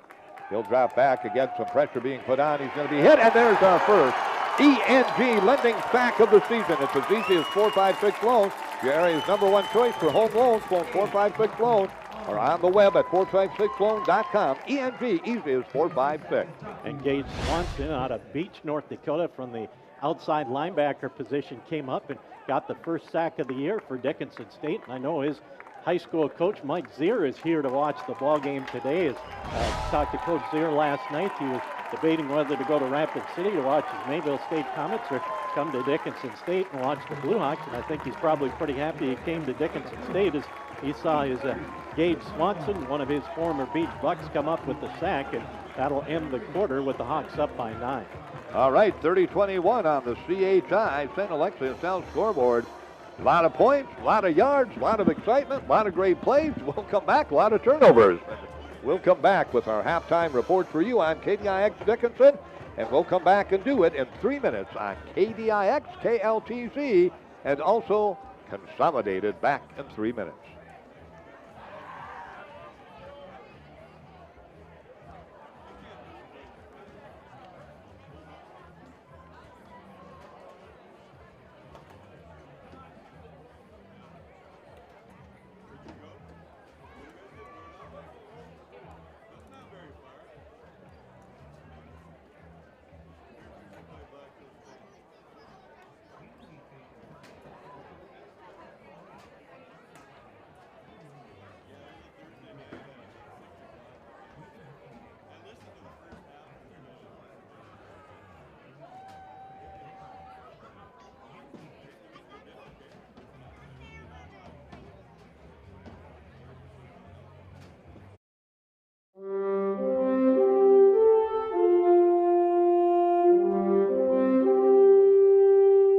Welcome to the 2021-2022 school year at Dickinson State University.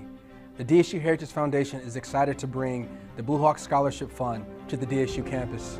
The Blue Hawk Scholarship Fund is comprised of your general and sport-specific giving, named scholarships, advertising, sponsorship of athletic programs, endowments, and program greatest needs support. Made possible by you, the Blue Hawk Scholarship Fund and the DSU Heritage Foundation will award over $700,000 in athletic support for the 2021-2022 school year. Donate to the Blue Hawk Scholarship Fund today. Visit us online at dsuheritagefoundation.org and help support Blue Hawk athletes in the classroom, in competition, and in our community. Come soar with the Hawks.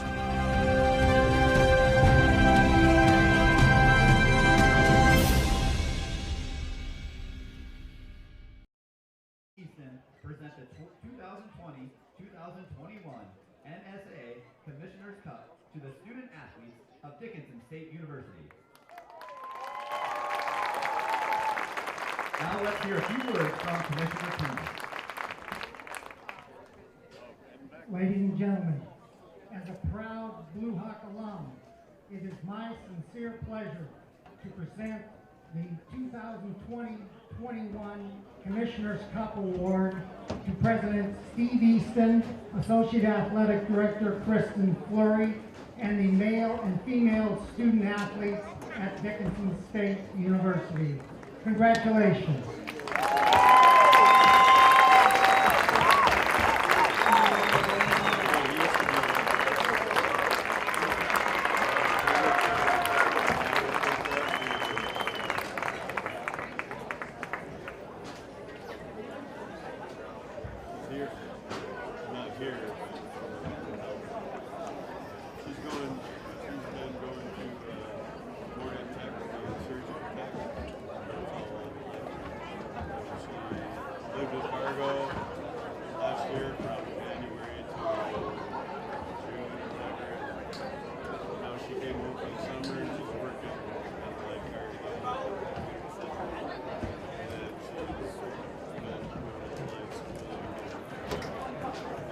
Good this semester, she gets invited into the program where you have to do like the online surgical type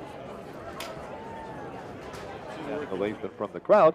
Well, I'm going to take a deep breath. We got 51 points to recap for you, so let's start. First score of the ball game. Mounts fumbled the opening kickoff from Montana Western. Dickinson didn't get the touchdown, but got a Johnson field goal of 18 yards, took a 3-0 lead. Montana Western got the ball back at 8:28 of the first quarter. A 10-play, 75-yard drive capped by a wide-open Hermanson on a 36-yard touchdown pass from John Gunn, and that made the score 7-3 in favor of Montana Western. Then we had a little lull as both teams had a possession, and then Dickinson State got it back again, and then proceeded to march down the field 9 plays, 68 yards, 3:31 left to go in the first quarter. Lovegren hauled in the touchdown pass for the TD of 27 yards for Dickinson State, and the PAT kick was good, and that made the score 10-7 in favor of Dickinson State. Then an interception, a beautiful interception by Hartwell, as the spread eagle interception gave the Hawks ball back at their own 20, and then Caden Kuntz hauled in his third catch of the year, his third touchdown, a 17-yard touchdown pass. PAT attempt was blocked, 16-7. Our score with 1:10 left to go in the first quarter, but Montana Western came back, and they fumbled the kickoff, and Dickinson State got it back, and Bodecker scored on a 1-yard quarterback keeper, and that put the Blue Hawks out in front on the CHI St. Alexius South scoreboard. At the time, the Hawks took the lead and made it a 23-7 lead over Montana Western. And the Montana Western Bulldogs came back following the kickoff, a 2-play, 80-yard drive. Nebel out of the backfield, kind of that leak play out of the backfield. Everybody goes right. He leaked out to the left, the far sideline. He raced 69 yards for the touchdown. And again, it was a 2-play, 70-yard drive. And that made the score after the PAT in favor of Dickinson State University, as the Blue Hawks again led 23-7. That made it 23-14 at the time. Dickinson State in the lead. Then again, Montana Western came back after a Caden Kuntz fumble of a punt at the 16-yard line of Dickinson State. Simpkins hauled in a 10-yard touchdown pass, a 2-play, 16-yard drive. PAT kick was good, and that made it 23-21 at the time. Then the Blue Hawks got the ball back and got the interception by Dickinson State. Crawford came up with the INT, and then they hit Sickler on just a spectacular catch in the end zone, a 35-yarder. That made it 30-21 after the PAT attempt was good. And then Montana Western again gave the ball back. The Hawks tried to get the field goal, but it was short. The attempt of about 32 yards, and the score stayed the same, 30-21. Dickinson State with the lead, and that is the way we sit at halftime. Dickinson State leading by 9, 30-21. They'll have the kickoff to begin the second half. We've got another timeout coming along the network here, so we'll take a 2-minute, 30-second break, 2.5 minutes, and then we will come back and look at the team and individual numbers for you. We'll do it in 30 seconds, or excuse me, in 2.5 minutes.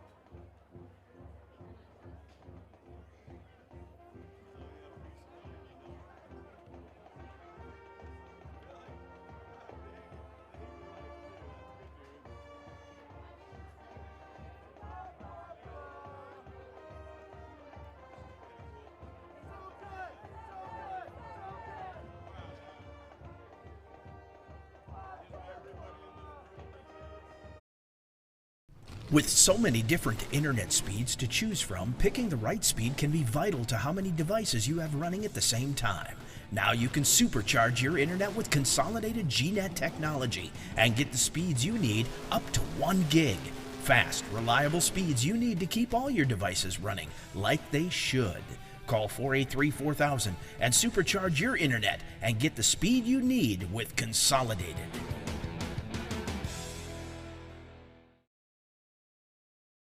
At Dakota Community Bank and Trust, we're leaders in the egg industry.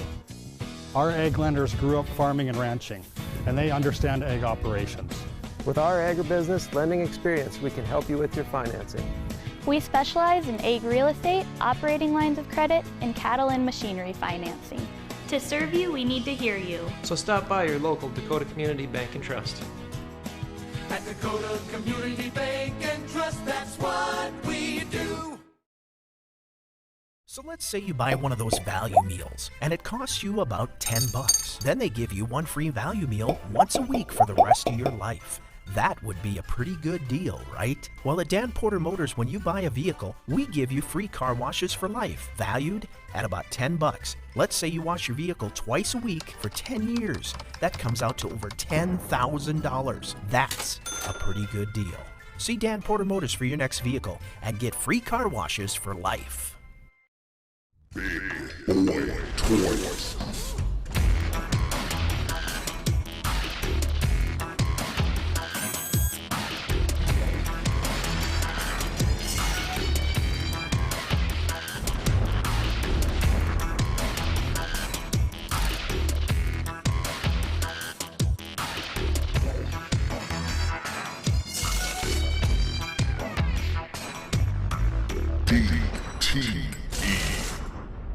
Stay ahead of the game with ENG Lending, North Dakota's #1 choice for home loans. Let Jay and his home loan specialist help you when it comes to purchasing your new home or refinancing your existing one.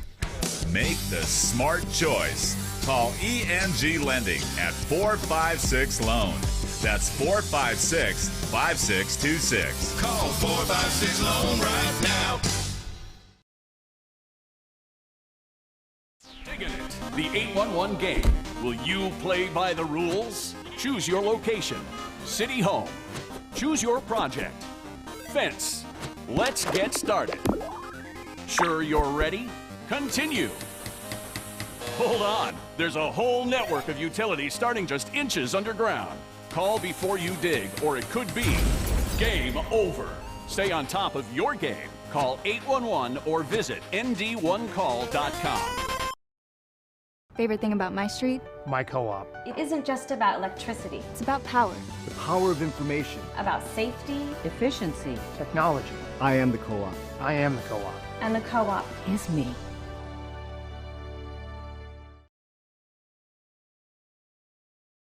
At American, we understand that you want to handle finances on your time, whether that means checking retirement balances while balancing life, filing an insurance claim as your cattle graze on someone else's land, or depositing money during your free fall, 12,000 feet in the air. No matter where you are or what you're doing, as crazy as it may be, American is there for you. With advisors at your fingertips, anytime, anywhere. American. Banking, trust, and insurance.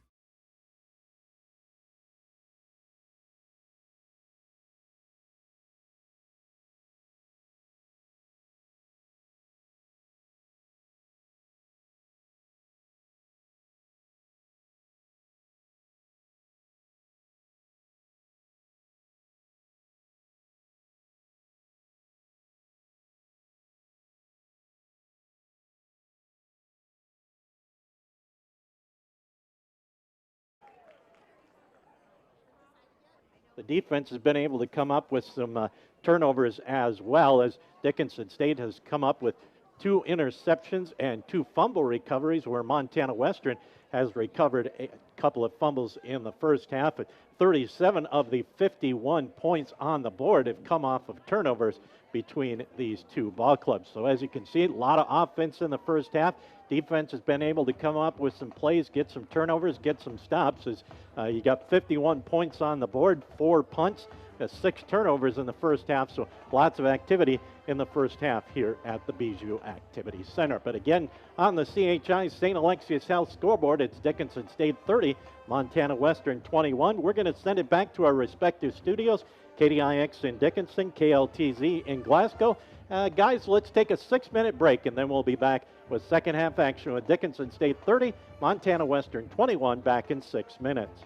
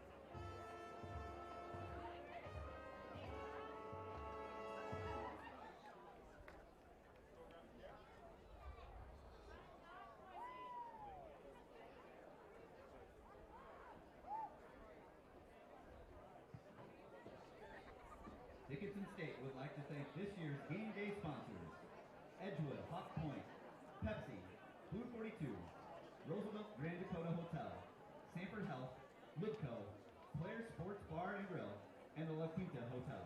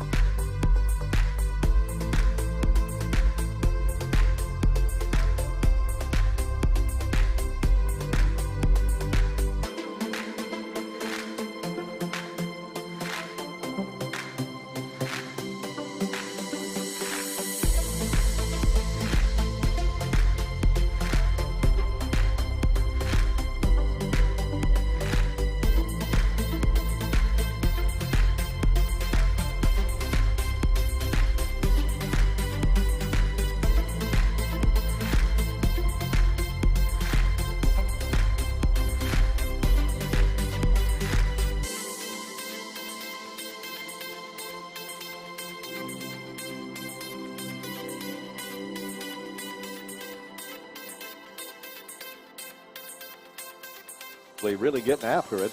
Jim mentioned the 51 points. 37 of those, Jim, coming off turnovers by both teams. Montana Western had a total of 4. Dickinson State had a total of 2. Both these teams highly regarded. For Dickinson State, the favorite in the North Star. Montana Western was picked second in the Frontier Conference. Of course, last week they faced number 18, Eastern Oregon, and that was in Oregon, and fell by a margin of 31 to 24.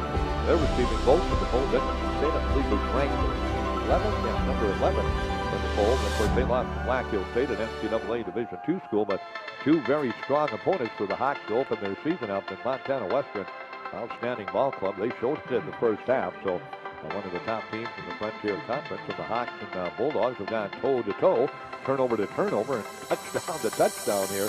That's total, let's see, of 7 touchdowns in the first half in 30 minutes of play.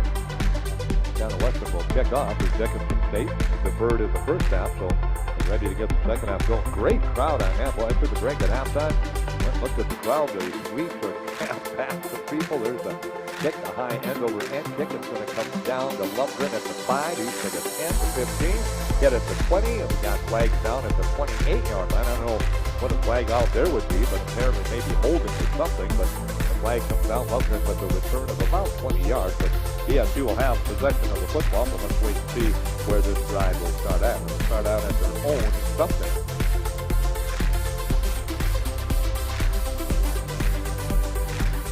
Holding. Dickinson State for the Blue Hawks. Look at penalties. They never really took a close look at penalties in the first half. For Dickinson State and Montana Western. Montana Western had 6 for 53. Dickinson State had 3 for 20 in the first half. So the ball all the way back to the 10-yard line. So Dickinson State will begin this offensive series at their own 10-yard line. And Drew Bodecker goes twins left, solo right. Put the man in motion. That's Stickler. They're going to fake the hip. They go out in the flat. That's going to be a short gain out to about the 13-yard line. Just a quick out that time. McCarville over there and catches it for 3 yards on the reception by Carner McCarville on the play. And Bodecker again having a great afternoon. 3 touchdown passes. He has now hit 13 of 17 passing for 185 yards in those 3 TDs. And it'll bring up 2nd and 7 for the Blue Hawks at the 13-yard line, their own 13-yard line. Again, trips formation right side, solo left side. Linder, the lone running back, in staying in. Bodecker steps up. He's got time. He looked across the middle. He had Tiger Fry, but just getting a hand on it at the last second. Good defensive play. Kyle Schutte, the linebacker. I thought it was going to go right to Tiger Fry, and it popped off the hand of Schutte. He just got a hand on it, and it goes incomplete.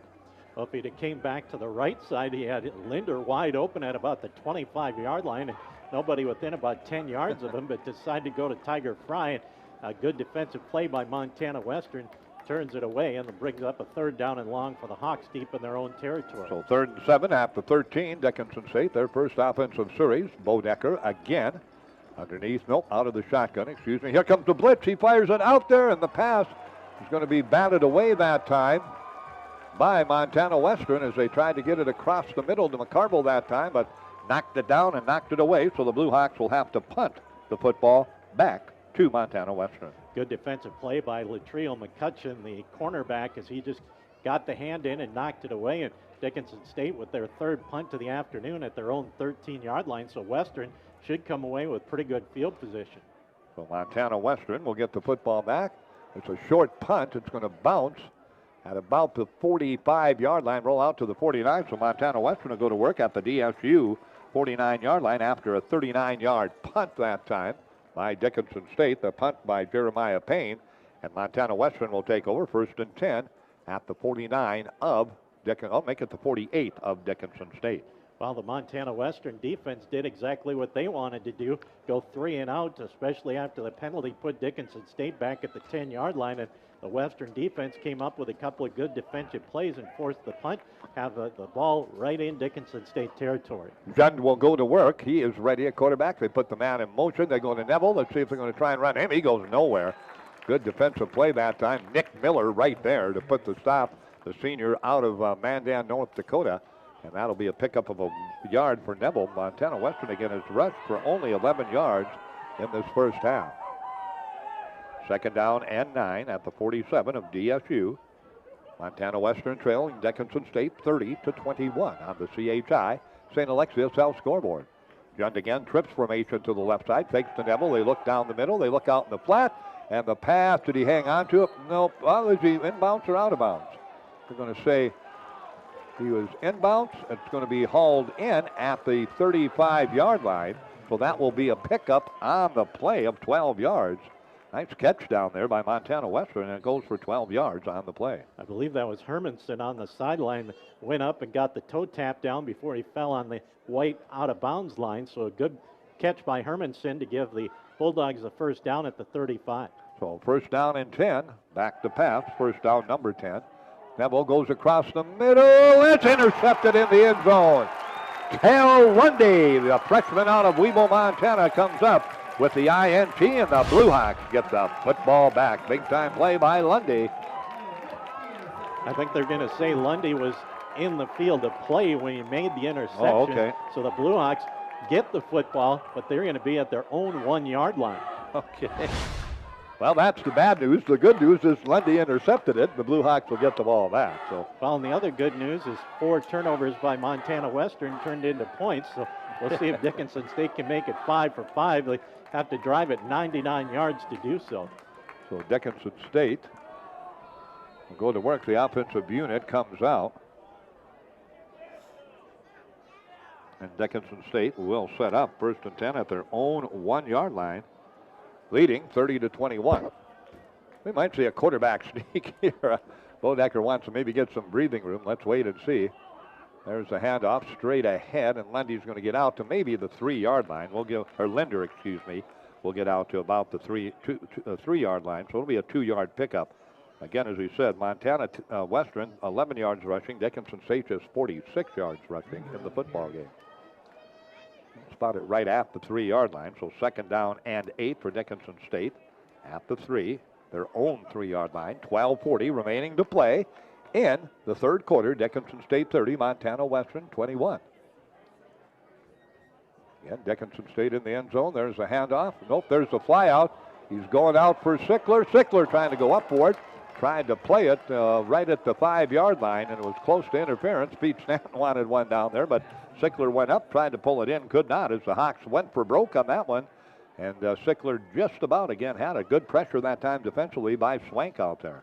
Yeah, Swank went step for step with Sickler, and it got underneath him and made Sickler go over the top of him to make the catch, but Sickler unable to corral it, and it'll bring up a 3rd down and 8 for Dickinson State at their own 3-yard line. Well, let's see what Bodecker and the offensive unit rings up here. Long count. There's a snap. He's going to roll to his right.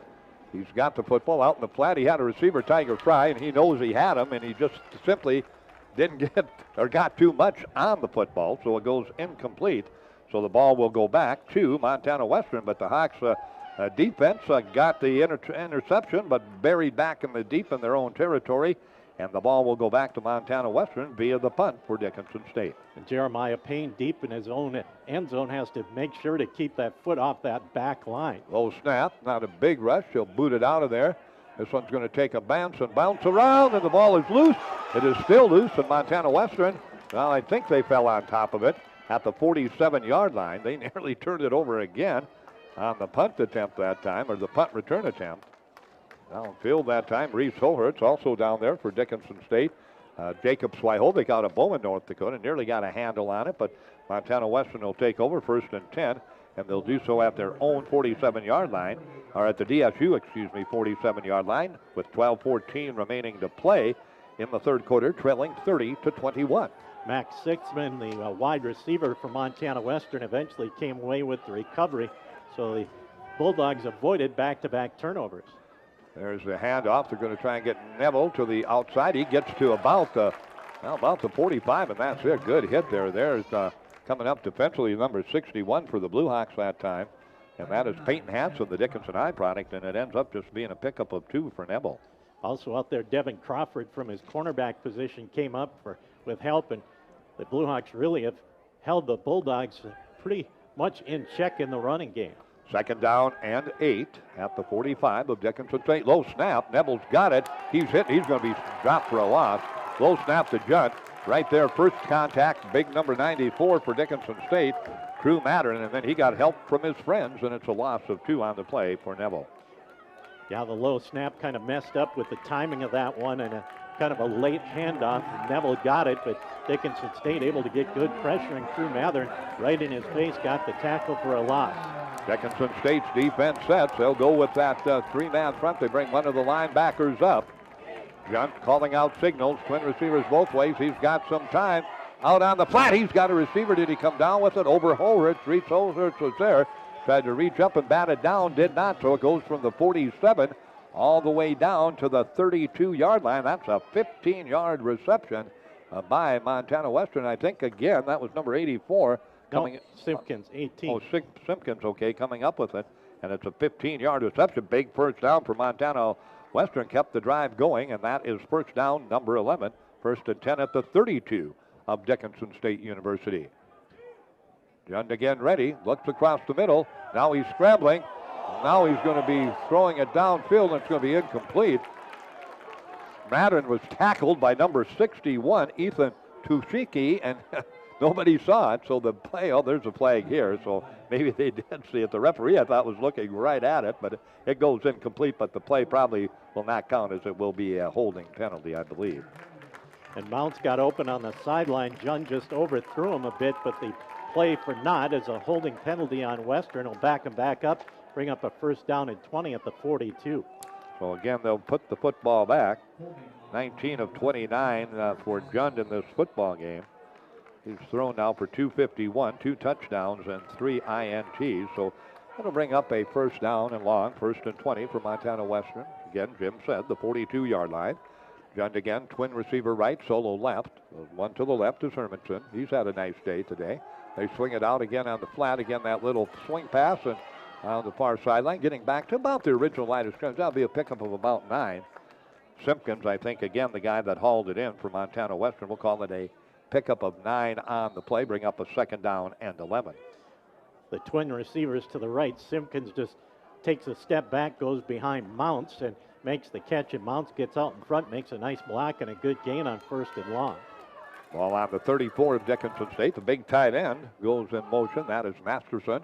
There's a handoff to Neville. He turns the corner, and he'll be run out of bounds, well shy of first down yardage. Line of scrimmage was about the 33, and he gets down to about the 28. We'll give Neville a pickup of 5 on the play, and it will bring up a third down situation. Third down, and we'll call it about 5 to go at the 28 of DSU. So another big third down set for the DSU defense and the Montana Western offense. 30-21. We had such a breakneck scoring pace in the first half, and we've played nearly 6 minutes of the second half. Nobody scored, so Montana Western trying to add to their, or trying to cut into their deficit. Here's the snap. Jund back. He's got some pressure. Scrambles away. Still scrambling. He's hit, and Miller will bring him down well shy of first down yardage. A pickup of about 2 as he scrambles to about the 30 or 26-yard line. He had to get down to about the 22. So we'll give Miller a pickup of the play of 2. It should bring up, well, let's see if they're going to go or kick a field goal here. Looks like they might go for it here. So fourth down and 4 at the 26 of Dickinson State. Montana Western would be a long field goal. It would be probably 26 back about 7, about a 43, 42-yarder. So they're going to go for it on fourth down and 4 at the DSU 26. Jund again ready, puts the man in motion. Simpkin, he comes left, goes back to the right. They flood it out there. They're looking. Throwing it across the middle. They got a receiver breaking a tackle at the 15 and diving down to about the 5-yard line. That'll be a 21-yard pickup out there. And to see who came up with that. Hermanson came up with it. A 21-yard pickup. Montana Western now 31 attempts here in the football game for the quarterback, Jund, and he has thrown now for a total of 286 yards. 2 touchdowns, 3 interceptions on that 24-yard gain to Hermanson, and that is first down, number 13 in the ball game. First and goal at the 6 for Montana Western, trying to cut into that 9-point deficit. They look across the middle. The pass a little bit too far out of the reach that time of the intended receiver, number 84 for Montana Western, and that is Hermanson again, and it goes incomplete. Montana Western again will set up on a second and goal And that will come at the Dickinson State University 6-yard line. They trail 30-21. Again, twin receivers. They'll go solo. Nope, let's go solo to the left, solo to the right. They bring in the big tight end, Jund again. With one guy in the backfield. There's a handoff. They get it on the outside. Breaking a tackle, number 8, and that is McPhee. He just broke a tackle. Looked like he was going to go down at about the 7-yard line, but he busted out of the tackle. And McPhee will score for Montana Western on a 6-yard touchdown run. And Montana Western back to within 3 at 30-27 with the PAT attempt up and coming here for the Bulldogs. And to attempt the PAT, number 53, John Mears. So Mears will do the place kicking, and he's done the kicking off also. Oh, no, let's check it. He doesn't do the kicking off. He does the place kicking. Kick looks good, and it is up, and it is good. So Montana Western again sneaks back to within 2 points. 30-28. They put together a nice drive, a 47-yard drive, converted a couple of 3rd downs and a 4th down, and managed to get it into the end zone on the McPhee 6-yard touchdown run. 8:15 remaining to play. 3rd quarter. Dickinson State 30, Montana Western 28, back in 30 seconds with the Orediggers kickoff to the Blue Hawks. The Hub in North Dickinson is more than your ordinary convenience store. From Godfather's Pizza and the Hub Cafe to gourmet coffee, tea, and more. Stop by early for breakfast or grab something to go. We carry a variety of donuts that we make fresh every day. If your vehicle is dirty, we now have a state-of-the-art car wash at both locations.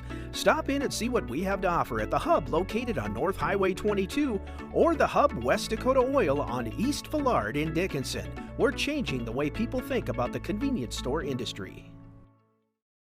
47 yards, and McPhee on the 6-yard touchdown run. PAT kick by Mears good, 30-28. Blue Hawks lead it by 2 with 8:15 left to go in the 3rd quarter. Kick's taken by Lovgren at the 10. He's back to the 15, 20, cuts out at the 25, and he's going to slide out to about the 26, 27-yard line. So the Blue Hawks will go to work, 1st and 10 at their own 27-yard line, leading by 2, 30-28 with 8:09 remaining to play here in quarter number 3. Dickinson State will send out Drew Bodecker and the offensive unit for the Blue Hawks. Bodecker this afternoon, 13 of 21, 185 yards, 3 touchdowns. Hawks have rushed for 46 yards, have passed for over 200 yards because had a completion by McCarville and also had a couple of completions by Alex White, the backup quarterback for Dickinson State. There's the handoff, trying to get to the outside, and nothing doing there. Lovgren's going to be dropped back behind the line of scrimmage at the 24-yard line, and Lovgren will lose 2 on the play, and it'll bring up a 2nd down and 12. 44 yards now rushing for the Blue Hawks. Montana Western 25. As we said, the running game hasn't been real efficient or effective for either ball club here, so Dickinson State looking at a 2nd and 12 at their own 24-yard line. Again, twin receivers left side. They come solo to the right side. Lovgren in the backfield. They'll keep him in there. They'll look out of the backfield.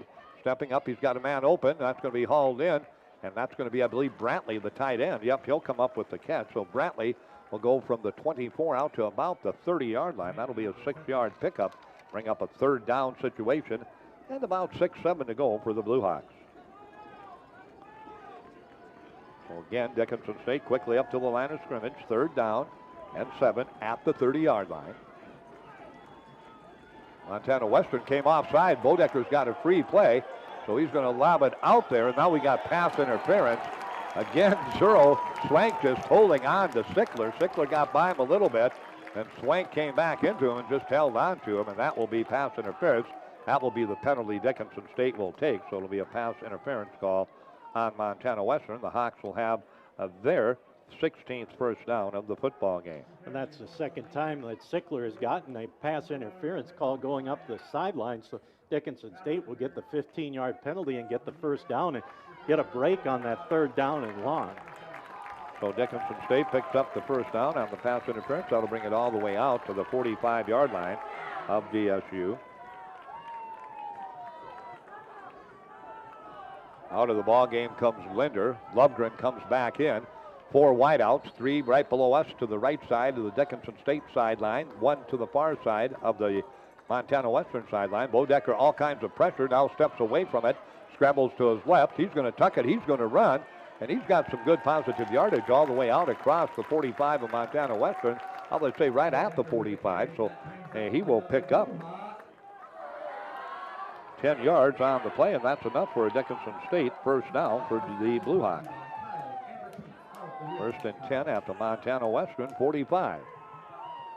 30 Dickinson State, 28 Montana Western, 6 minutes, 40 seconds remaining to play in quarter number 3.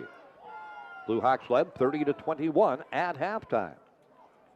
Again, getting ready. Bodecker, again, some pressure. He steps into it, steps away from it. He's looking deep. He's going downfield, and he overthrows the intended receiver that time. McCarville, good coverage again downfield by Montana Western, so it'll bring up a second down and 10 situation for Dickinson State. Well, Bodecker could have pulled the ball down and taken off as the defensive line had come around him, and there was a little bit of open space in front of him, but decided to try for the touchdown and go deep for McCarville, but just threw it too deep, and the incompletion brings up a second down and 10. So second down and 10 at the 45 of Montana Western. 6:27 left to go, third quarter. Blue Hawks 30, Montana Western 28. Long count by Bodecker again, quickly on the sideline. He's got his receiver out there. That'll be a pickup of about 6. Let's see who's over there. Is that McCarville? Yes, it is. So Connor comes up with the catch on the far sideline, and that'll be a pickup on the play. What do we got? A penalty flag down? Oh, I think they're going to say it was incomplete. Oh, incomplete. Oh, okay.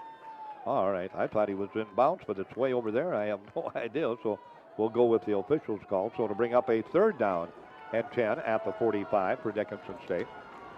I just saw the referee go over there and spot his foot down at the 45-yard line, or at the 40-yard line, so I assumed that it was, but the other official came in and said, nope, he was not in bounds, so it goes incomplete. Trips formation right below us, right side of the formation. Bodecker rolls that way. All kinds of time. He's going to look. Now he's going to tuck. Now he's going to run. He turns upfield. Ooh, he got close to first down yardage to the 36. A 9-yard scramble. Nice run by Bodecker, just about turned it into a first down. Let's see what Pete Stanton elects to do here for Dickinson State. Well, the offense is staying out there, so it looks like on this fourth down and about a yard, the Hawks are going to go for it. So fourth down and a yard at the 36 of Montana Western. Long count again by Bodecker. He looks to the sideline. They've got plenty of time on the play clock. Bodecker has Lovegren to his right. He'll work out of the shotgun formation. There's the snap. Little fly out, and it's nearly intercepted, and he threw it behind Lovegren, and it goes incomplete. Boy, that was close to a pick that time. Montana Western had that one sniffed out, so the Hawks, well, too far for a field goal. The punt, you don't gain a whole lot, so they went for it, rolled the dice, and didn't get it, and Montana Western will get the football back. And the linebacker, Kyle Schulte, made a nice play, read the play, and just about got the pick, and would have been a pick 6 as there was nothing but green in front of him, but the ball tipped, and it's an incompletion, and the Blue Hawks turn it over on downs, and Montana Western, pretty good field position at their own 36. 5:36 remaining to play, third quarter. Dickinson State 30, Montana Western 28. Again, the tight end will come left to right for Montana Western. They set into that shift. They go straight ahead. Neville trying to break to the outside, breaks the tackle at the 45, and he's finally run out of bounds. Let's see where they spot him down at the 48, 49-yard line. That'll be a pickup of 14. That's Neville's best run of the football game. Montana Western, as we said, just 39 yards rushing in this football game. The Blue Hawks have 65, so passing has been more effective than rushing for both these ball teams. 14th first down now for Montana Tech or Montana Western at the 49, their own 49-yard line. Again, the set of the offense. There's the snap. They swing it out on the flat, and there's going to be a block on the outside, and that's going to be a pickup on the play. Holhurst comes over and finally runs the receiver out of bounds. I think that was Simpkins again, a pickup on the play of 6 for Simpkins, and it'll bring up a 2nd and 4 for Montana Western. Yeah, the Bulldogs have had a lot of success on that play. They just run twins to the side, and they have one receiver step forward and block. The other receiver steps back, makes the catch, and they've had some good success. That time pick up 6 on first down. So Dickinson State again sets the defensive unit. Montana Western on 2nd and 5 at the 45. Neville straight ahead. He's going to power forward just close to first down yard. It's about a yard shy. He gets down to the 42, so it'll be 3rd down and 1. So 3rd down and 1 for Montana Western. And the ball at the DSU 42-yard line. They have to get to the 41-yard line for a first down. And good patience by Neville that time as he just kind of squirmed his way through the offensive line, got a good gain to bring up this 3rd down and 1. They're just going to go right back to Neville. He pops off one tackler. He's going to be hit at the 40, but spins to the 38. He needed 1, and he got to the 39, so that'll be a pickup on the play of 3 for Neville. First down, number 15 for Montana Western, and the Bulldogs on the move again, this time a little more in the rush department than the pass department as they've gone to the ground. 1st and 10 at the DSU 39-yard line. Dickinson State leading by 2, but clinging on to that lead. They led by 9 at halftime. Again, Jund will come up to the shotgun formation set, and again drops out of it and drops back. He looks across the middle. He's scrambling. Now he's going to try and run with it. He's going to be hit and dropped at the 35. That'll be a pickup of about 4 on the play. So Jund scrambling around, couldn't get anybody open. I think Nick Miller again over there on the tackle for Dickinson State. Yeah, Miller and Crew Mathern came over and made the tackle, but Jund got a nice gain of about 3-4 yards on that scramble. It brings up a 2nd down and about 6. Twin receivers set to the near side for Montana Western. For Dickinson State, they'll go with the, they'll bring 4 guys up to the line of scrimmage, so 4-man front. And there's that little swing out, that little screen pass again, and that's going to go for some positive yardage. I think just a bit shy. Again, Hermanson, excuse me. I want to keep calling him Williamson, but it's Hermanson, and that is enough for a first down, a 6-yard pickup on the reception. And again, that time they go with trips to the formation.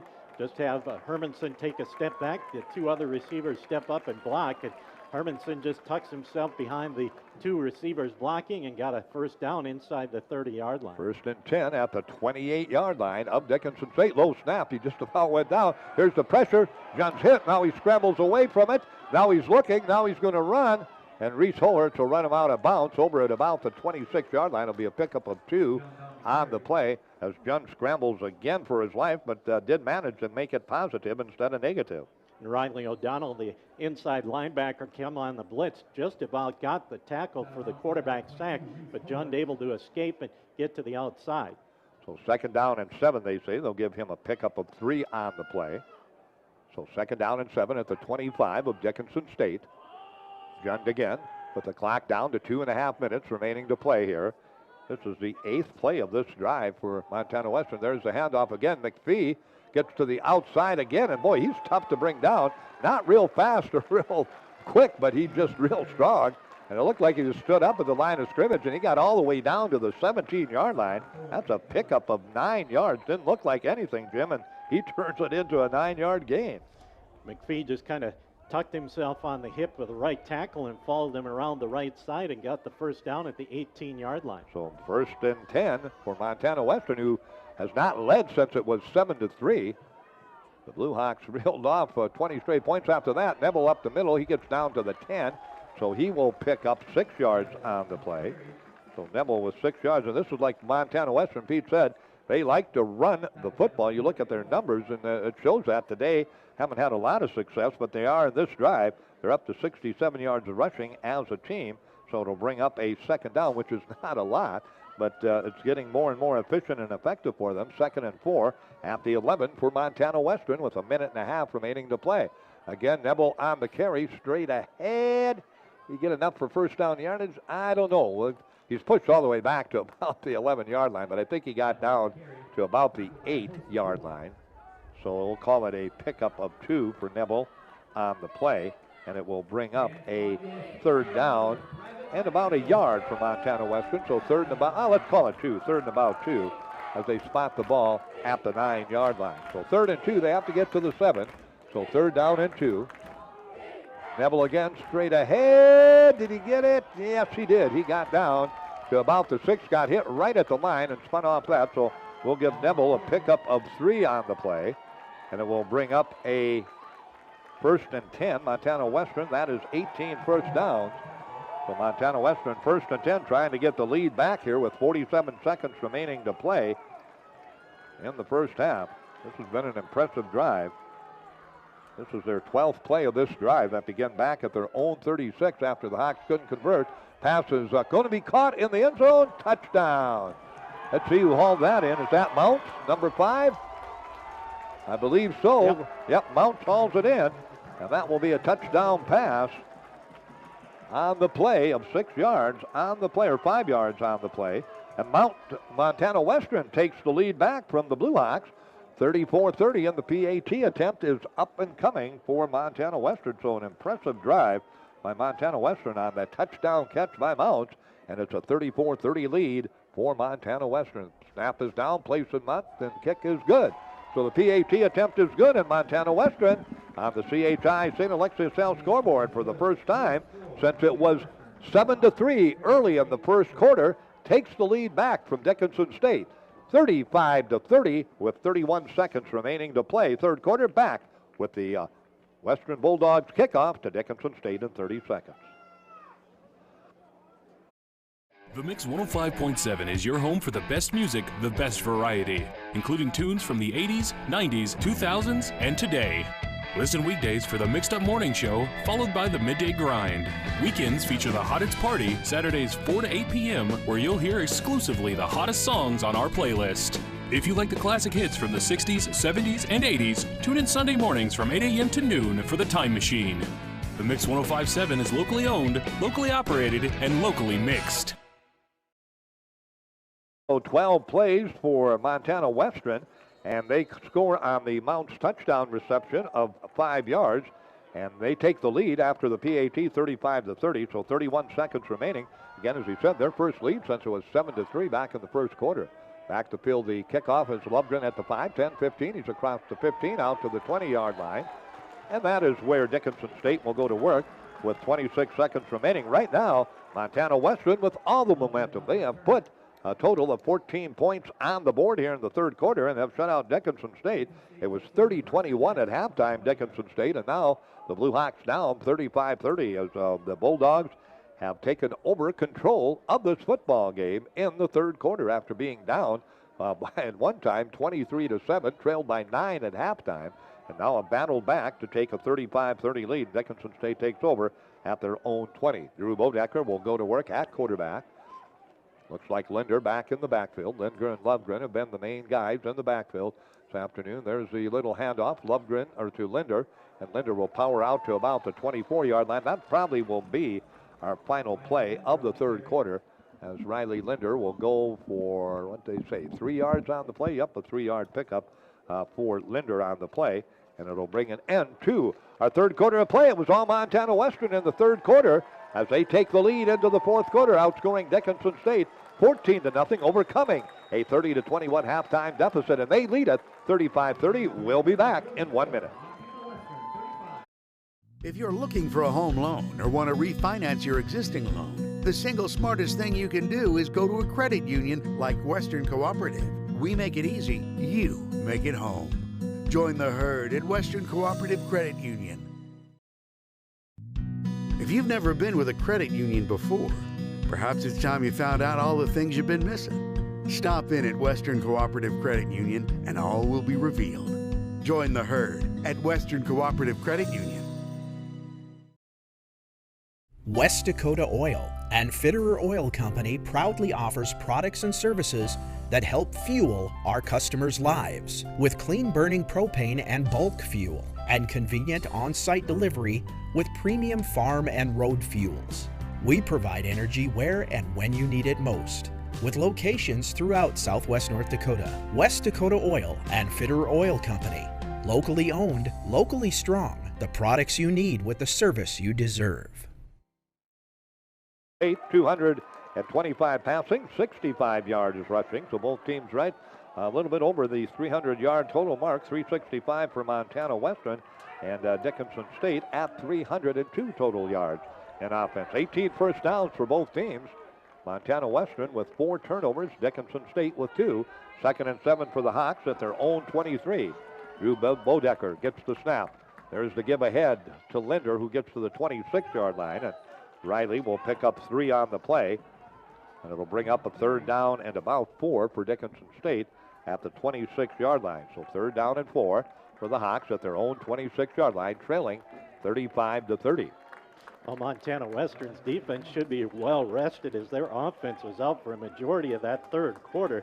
Now Dickinson State needs their offense to give their defense a little bit of a rest as they spent a lot of time on the field in that third quarter. Yeah, Montana Tech almost 3-1 in plays in that third quarter. I think 25-9.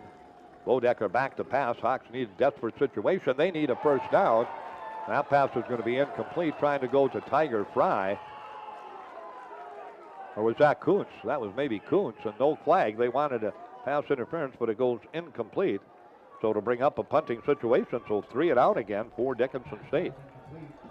Bodecker now 14 of 26, 200 yards passing. 3 touchdowns, no interceptions, and the Hawks will have to punt the football back to Montana Western. And to do the punting for Dickinson State will be Payne. Good snap, not a big rush. Here's the punt, angles it away from the punt man, and it's going to bounce inside the Dickinson State 45 down to the 40, or Montana Western 45 to the 40-yard line. But again, pretty good field position for Montana Western. So right now a big series for Dickinson State defensively because, Jim, they have not been able to stop Montana Western here in the second half. Montana Western has come up with 2 possessions, and the first one went for a total of 9 plays and 47 yards. The second one went a total of 12 plays for Montana Western and 64 yards. So they have run almost, like we said, 3-to-1 plays for compared to Dickinson State in this football game. Yeah, and the only possession they didn't score in the third quarter was when Dawson McLaughlin came up with the interception. Yep, that's I didn't came up with it right again down. Oh, there's a handoff, little reverse. They're going to try and get it to the outside.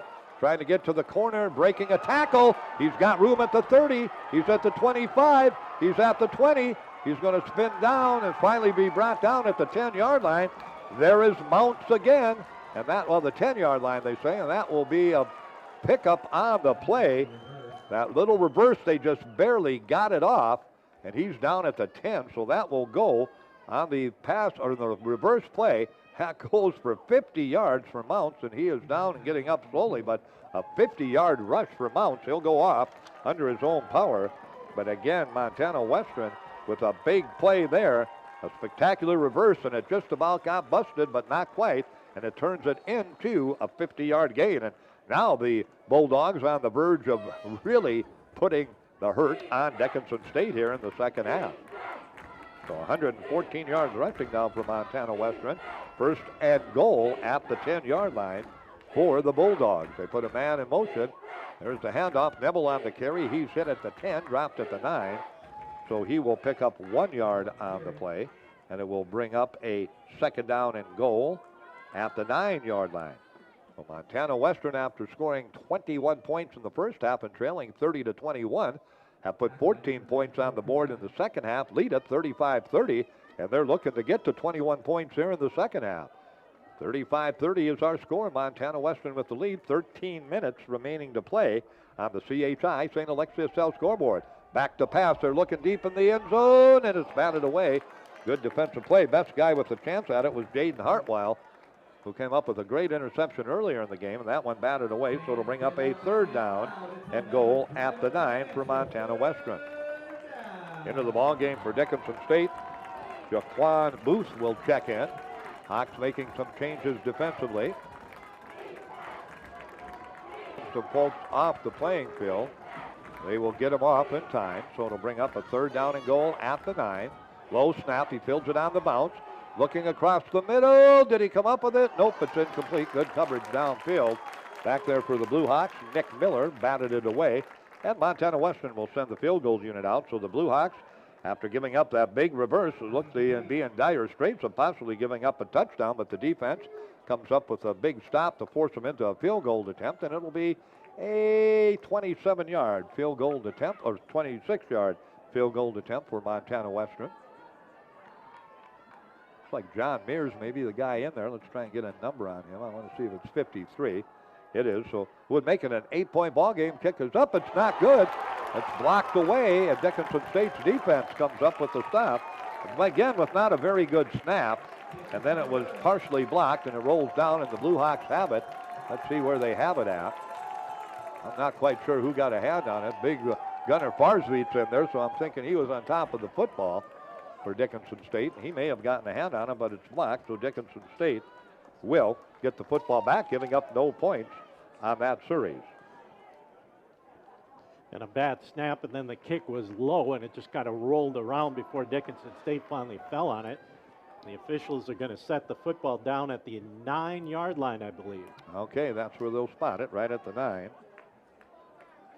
So the Blue Hawks will go to work offensively. As we said, the Hawks haven't had a whole lot of offense in this second half. One drive began at the 1. This one begins at their 9-yard line. 12:47 remaining to play in the football game. 35-30. There's a swing pass out. It gets into the hands of Tiger Fry. Fry slides his way out across the 15, all the way out to near the 19-yard line. He's going to be close to first down yardage. Let's see where they spot it down at the 18. So that's a 9-yard reception, and it'll bring up a second down and 1 for Dickinson State. Bodecker 15 of 27, 209 yards. Again, 3 touchdowns, no interceptions. Second down and 1 at the 18. Bodecker again looks to the sideline. He's got his signals from the sideline. Brantley goes left to right, tight end position. Linder will be shifted off. Now Linder's going to go back behind Bodecker. Out of the pistol they'll go. And that's where they're going to go, right to Linder. And Linder's got first down yardage out across the 20 to about the 22-yard line. So we'll give Riley a pickup on the play of 3 and a first down for Dickinson State. Their 19th first down of the football game. So first and 10 for the Hawks at the 22-yard line, their own 22-yard line. 12 minutes left to go in the contest. Montana Western 35, Dickinson State University 30. Schickler and Fry will go wide to the right side. Put another big fullback back in there, and I believe that is Schumacher. There's the handoff. Linder again straight ahead. Not much doing that time. Maybe got a yard on the play. So Linder will scoot for 1 yard on that play, and it'll bring up a second down and 9 for Dickinson State. So second and 9 for the Blue Hawks. Again, the ball at their own 23-yard line. Into the game. McCarville will bring a play in from the sidelines. Play clock, plenty of time, winding down to 17, 18 seconds. Linder now the lone running back. He'll go behind, again, Bodecker out of the pistol. Twins left side, solo right side. Long count. There's the fake. He rolls. He looks. He fires. Too high. He had Tiger Fry out at about the 35-yard line, but just a little bit too high, and it goes incomplete. And the Hawks offense, again, Jim, just a little bit out of sync. Second half, we're rolling so smoothly. Put 30 points up on the board. Just rolled and rolled in the second half. They just have been unable to get anything going.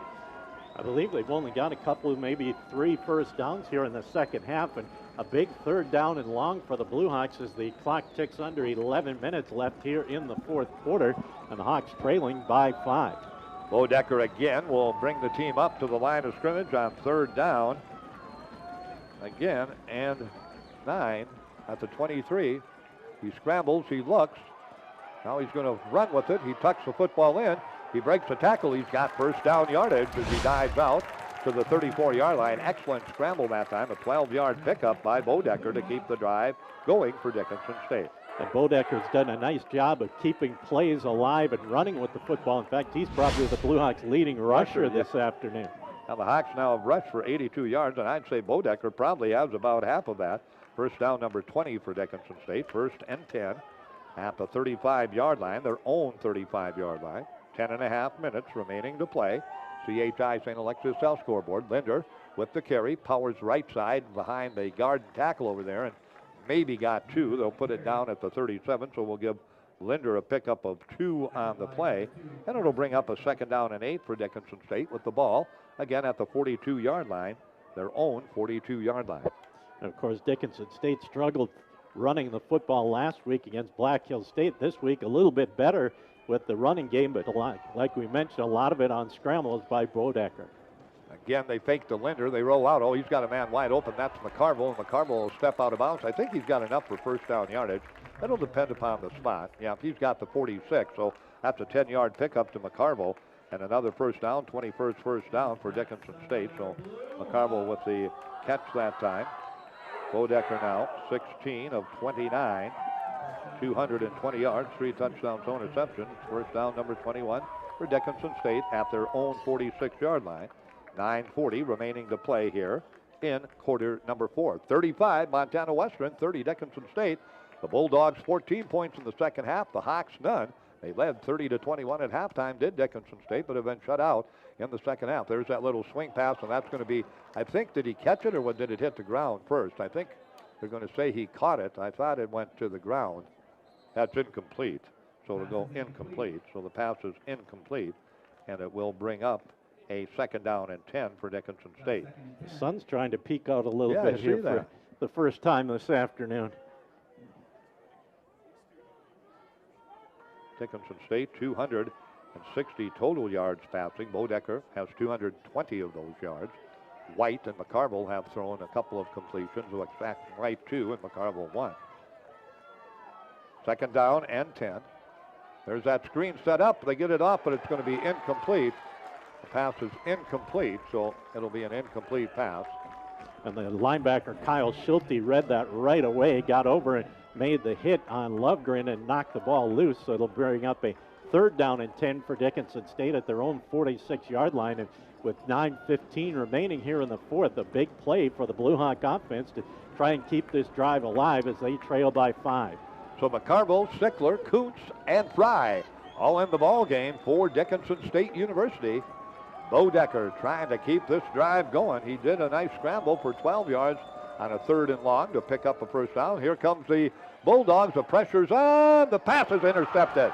Throw it right across the middle, and it's going to be picked off by the Bulldogs. Now we got a flag down, so let's hold on and wait and see the flag over here. So let's hold on and wait and see what the call will be.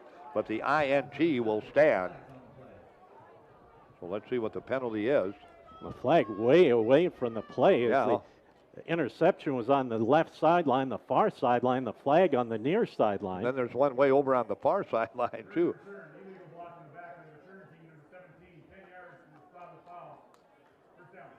So, okay, it's a legal block to the black, but the interception ends the drive for Dickinson State.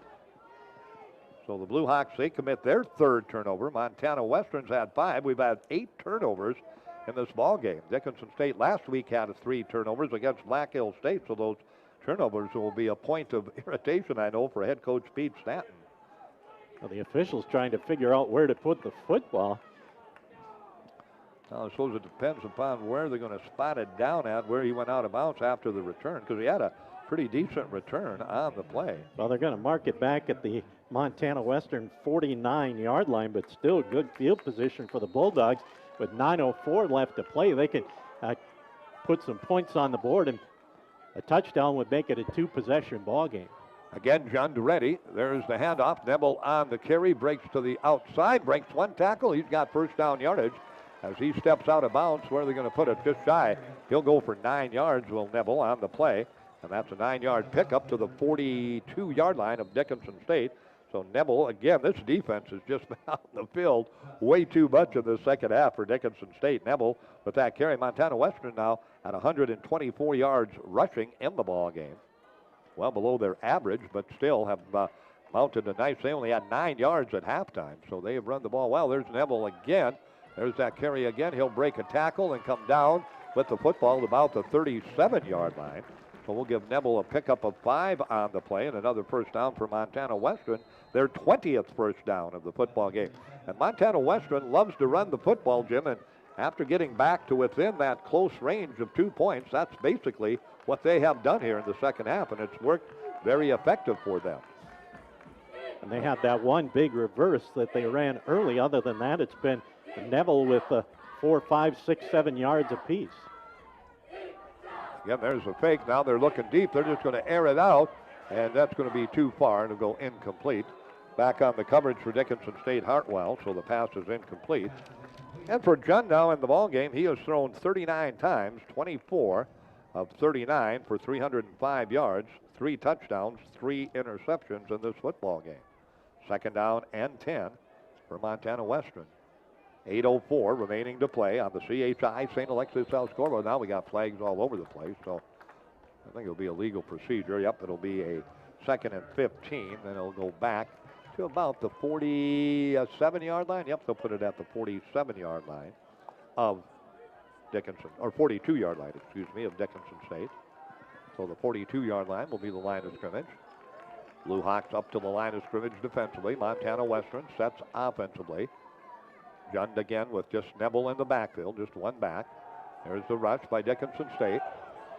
There's the pass. It's going to be incomplete. Good coverage down there by the Blue Hawks.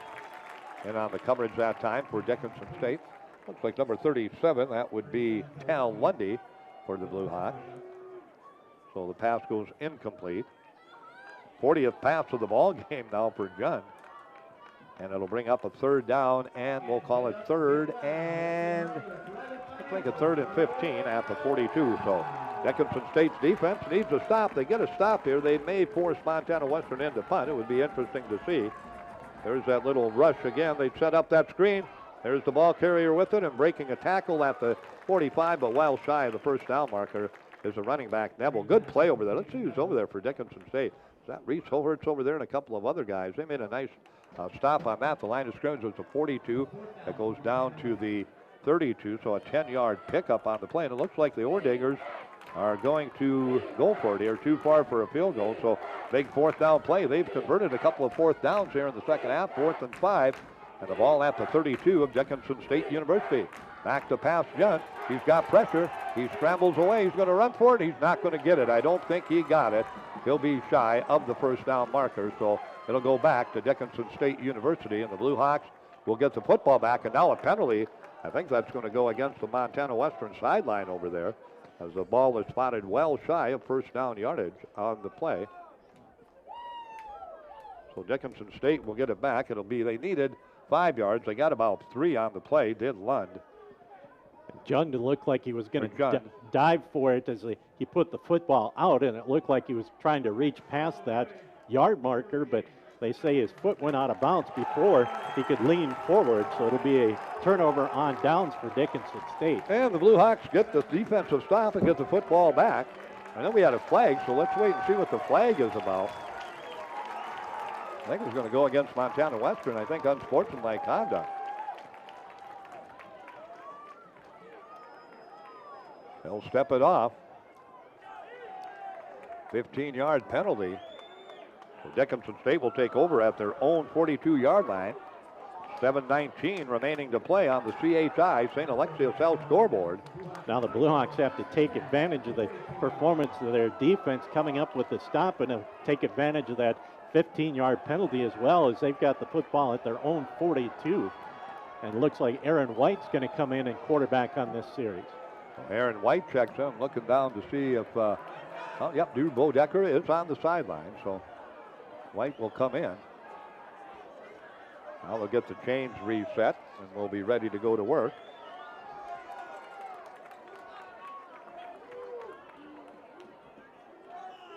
I think they got to get the, I think the hook came off the yard marker is what the problem is. They're working on that over there, trying to get it untangled down there. So Dickinson State will have the football. So Bodecker. White again working in his second series. He was 2 of 2 for 8 yards in that first half for Dickinson State. Bodecker, 16 of 32 for 220 yards, 3 touchdowns and 1 interception. White 2 of 2 for 8 yards, 0 and 0. And McCarville 1 for 1 for 26 yards. So again, the Blue Hawks, 254 yards passing on 19 of 35 with the 3 touchdowns, all Bodecker, the 1 interception Bodecker. Now they've got the chain crew ready to go. Oh, I see what happened. When he dove, when Jund dove, he hit the yard marker and bent it. Oh, okay. We need Mike Renner up here to straighten it out. Oh, they got it straightened out. Let's go to work here. But 35-30, been a great football game. These two teams pretty evenly matched. And Montana Western, after Hawks kind of won the first half, have won the second half. White back to pass. He's got Lundgren at the 50. He's at the 45. He's at the 40. He'll be all the way down to the 32-yard line. That little swing pass out of the backfield. And that will go from the 42 of Dickinson State down to the 32. 26-yard catch by Lundgren. A great throw by White. White 3 of 3 now for a total of 52, or make that a total of 34 yards and a first down for the Hawks. That will be first down number 22 in the ball game. 1st and 10 at the 32 of Montana Western. White back to pass. He's got time. Throws it out on the flat. He's got his receiver. Did he hang on to it? Nope, he did not. Had Sickler in the defender. Boy, that was great coverage. I thought Sickler was going to come up with another spectacular catch, but it goes incomplete.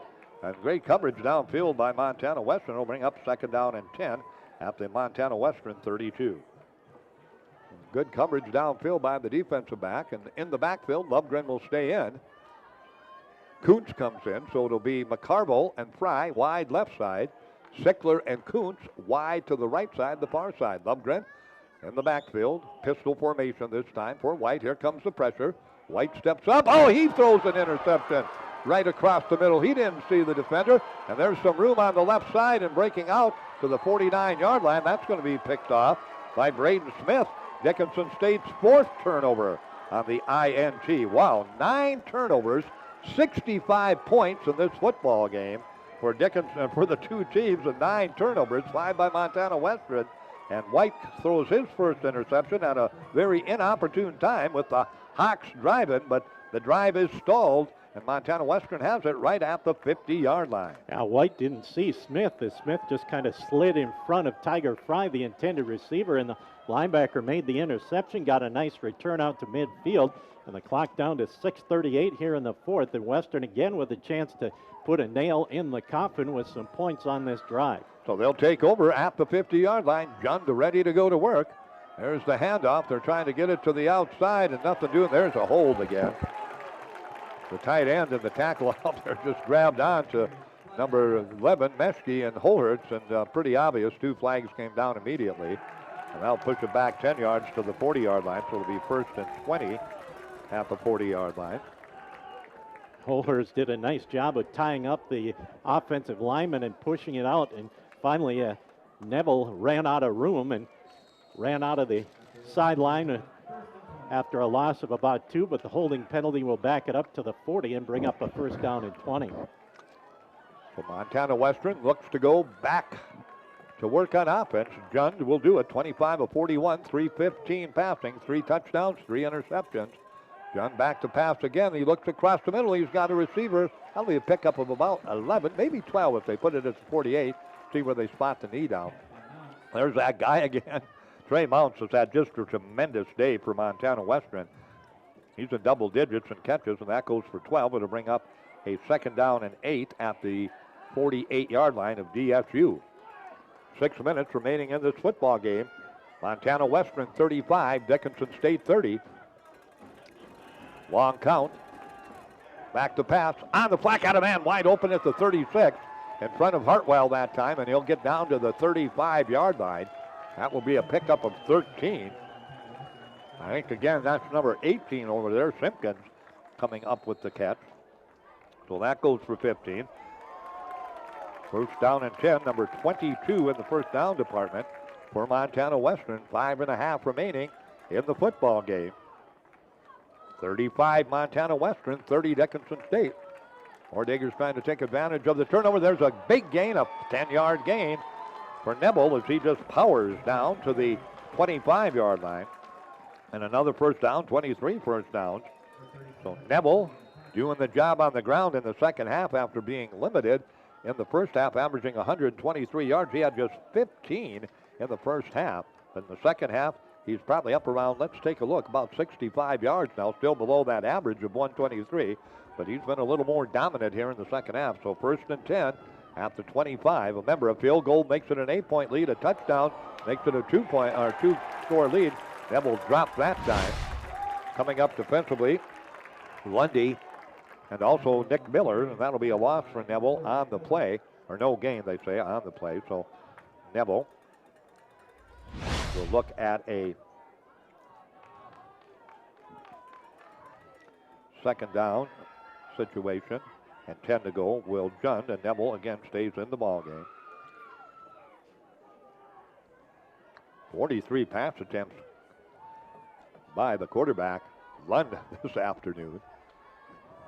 4:20 left to go. Lund back to pass. He's looking, throws it out on the flat. He's got a receiver at the 20. That'll be a pickup of about 5. Again, coming up with the catch is Mount, so a 5-yard reception 28 now at 44, 345, 3 TDs, 3 INTs, 3rd and 5 for Montana Western. And I'm thinking here, Montana Western, they're in 2-down territory. I'm thinking they've had an opportunity. They've tried one field goal, had it blocked. And I think timeout's going to be taken. I'm not sure Dickinson State took it, so the Blue Hawks take a timeout. 4:06 left to go. CHI, St. Alexius Health scoreboard. It is Montana Western 35, Dickinson State 30. We're back in 30 seconds. As a Consolidated customer, you can get all the help you need right from home. We're here 24/7 over the phone or contact us online at consolidatednd.com, social media, or live chat. At consolidatednd.com, you can order services with our bundle builder, troubleshoot with live assistance, or even find out more about us. With Consolidated's My Account app, you can pay your bill and manage your account. All this from the comfort of your own home. Consolidated. Reach the world from here. Mentioned at the 20-yard line, 3rd and 5, but in my thought process, I'm thinking they've got 2 downs to try and get 5 yards. They have the 1 field goal attempt blocked right inside the 10-yard line. They, I think, are thinking more 7 than 3 to make it a 3-point game, or 3-point field goal would make it 38-30. A touchdown would make it 42-30, and really virtually impossible to come back for Dickinson State. 12 down with just over 4 minutes left. Simpkins will go in motion. They go to Neville straight ahead. Neville's going to be hit. He's got the first down yardage. They don't have to think about it because he goes straight ahead and he picks up 7 on the play. So that's a first down. And now Montana Western can run a lot of time off the scoreboard with 4 more downs on that 7-yard pickup by Neville. So Montana Western moving the ball nicely. They have now rushed for 150 yards. 140 in the second half after just 9 in the first half. Now, they've come up with something offensively and defensively because they've moved the ball and shut down Dickinson State. There's the carry. There's the guy that's tough to bring down. That is McPhee, and McPhee will go left side, left tackle, off left tackle. He'll go from the 13 to the 10. That'll be a pickup of 3 on the play, and it will bring up a 2nd down and 7. Football at the line of scrimmage. Dickinson State, I was just looking back. Last time the Blue Hawks started 0-2 on the season was in Pete's first year. They lost to Rocky Mountain in Montana State Northern, and they're on the verge of going 0-2 to begin this season. 3 minutes remaining to play. 35 Montana Western, 30 Dickinson State. There's the snap. Again, McPhee on the carry. He's down to about the 5-yard line. He will pick up 4 on the play, make it 5 on the play. So McPhee goes for 5. Timeout Dickinson State again, so the Hawks will take their 2nd timeout of the football game. So the Blue Hawks will take their 2nd timeout, down by 5 with 2:52 left to go. We'll take a timeout, a 30-second break on the CHI St. Alexius Health scoreboard, 3rd and 2 when we come back from Montana Western at the DSU 5-yard line. At Dakota Community Bank and Trust, we're leaders in the egg industry. Our egg lenders grew up farming and ranching, and they understand egg operations. With our agribusiness lending experience, we can help you with your financing. We specialize in egg real estate, operating lines of credit, and cattle and machinery financing. To serve you, we need to hear you. So stop by your local Dakota Community Bank and Trust. At Dakota Community Bank and Trust, that's what we do. Bring in some meat up front and bring out a couple of secondary guys. McLaughlin will come out. Lundy will come out. And Dickinson State, again, will set defensively.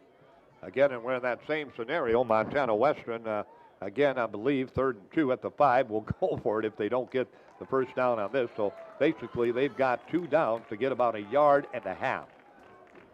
In the backfield, McPhee, he's rushed for 1 touchdown. So they'll bring up a 3rd down and 1.5 yards at the 5. Touchdown clinches the win for Montana Western. Field goal gives the Hawks hope. There's McPhee again on the carry, gets to the outside, and he gets to the end zone. So that will pretty much do it as McPhee will take it in on the touchdown run. So McPhee goes in from 5 yards out. The TD run is successful. And McPhee has his 2nd touchdown of the ball game, and that is pretty much the clincher for the Bulldogs with 2:47 remaining to play. He just jumped inside, jumped to the outside, and nobody could get to him as he takes it in. And another nice drive by Montana Western. 10 plays. They go 50 yards. Boy, they have had some 3 impressive drives here. 21 points first half. PAT is good. 21 points in the second half. They gave up 30 in the first half, have not given up anything in the second half, and the scoreboard shows Montana Western in command, 42-30 over Dickinson State University. We will come back with the Bulldogs kickoff to the Blue Hawks. We'll do it in a half minute.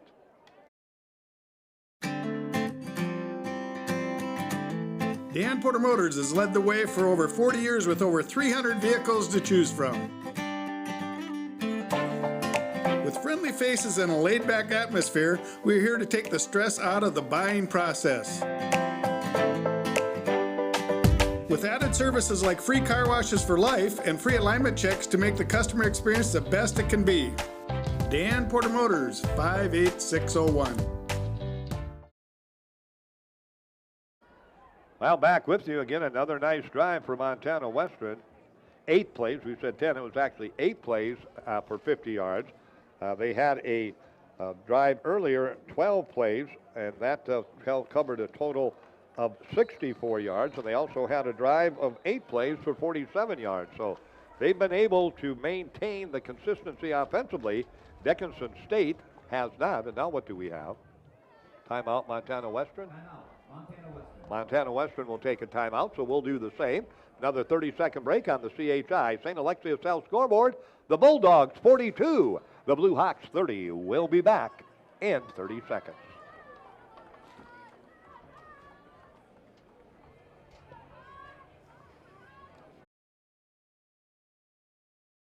Big Boy Toys.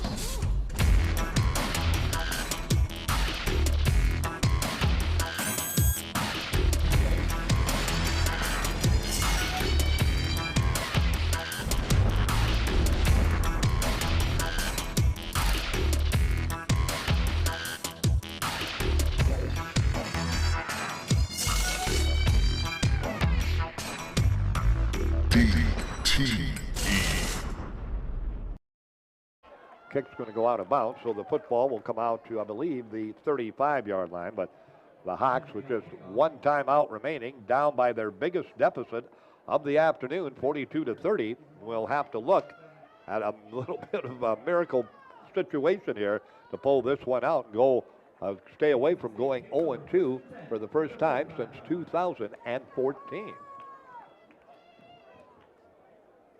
Again, Dickinson State sets with Bo Decker back in at quarterback. Lovegren will come into the slot. You're in a tough situation now. The Bulldogs know what you got to do.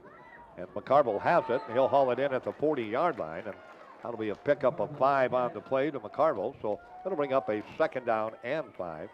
So 2nd and 5 for Dickinson State. Back to pass again. Bo Decker's got some time. Now he runs out of it. Now he's going to be hit. He's going to be sacked back at the original line of scrimmage. So Bo Decker will lose 5 on the play, and it'll bring up a 3rd down and 10 for Dickinson State. So 3rd down and 10 for Dickinson State. We've got an injured Blue Hawk on the field. Is that Fry? Tiger Fry, it looks like maybe? No. I think it might be Bo Decker. Oh, Bo Decker, okay. See what they're looking at, kind of looking at the shoulder area, but Bo Decker went down hard. White will come in because Bo Decker won't be able to continue. Tim Kreit, the trainer for Dickinson State, out there. Pete Stanton out there, but Bo Decker, yeah, you're right. I thought it was 18, but it's 10. So Bo Decker with the 5-yard loss on the play will bring up a 3rd and 10 situation for Dickinson State. 3rd and 8. 3rd and 8, excuse me, for Dickinson State. So 3rd and 8 for the Blue Hawks. Ball spotted at the 37-yard line, so 3rd down and 8. And again, it's up. It looks like up in the upper shoulder area, and you take, well, it could be a dislocated shoulder, separated shoulder, could be a collarbone. You just never know. But Aaron White maybe is going to get some work now for Dickinson State. The Blue Hawks, of course, next week go to Mayville State, and then, of course, have a week off before coming back home in October for 4 of 5 games. But again, Bodecker not getting up very quickly. Let's see what he's doing. Yeah, it's the shoulder. It looks like he's holding, or maybe even a wrist. Let's wait and see. We don't like to speculate with injuries, and he's got people around him. Now he's getting up. And let's see what's happened. Yeah, it's the shoulder, and that's not a one-game type of situation. And it's also the throwing shoulder, the throwing arm that he is holding. So could be a collarbone, could be a shoulder, upper body injury. They always say lower body, upper body. This is an upper body injury for Bodecker as he goes down, and White checks in on 3rd down and 8. He'll roll out to his right. He'll look downfield. He'll fire it across the middle. Double team coverage, and that's going to go incomplete. So the pass goes incomplete, and that will bring up a 4th down situation with 2:12 left to go. Let's see what Pete Stanton elects to do here. Downfield was Tiger Fry trying to get open. Do we have a flag? Oh, we have a flag down, way downfield. So let's wait and see what that call is.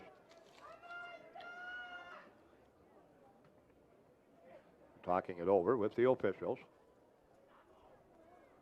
So let's wait and see what the call is.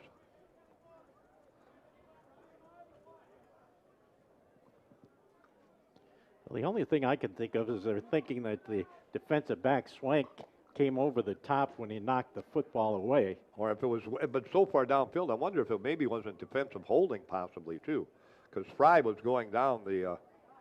Oh, okay, I see where the flag is. Yeah, way down there.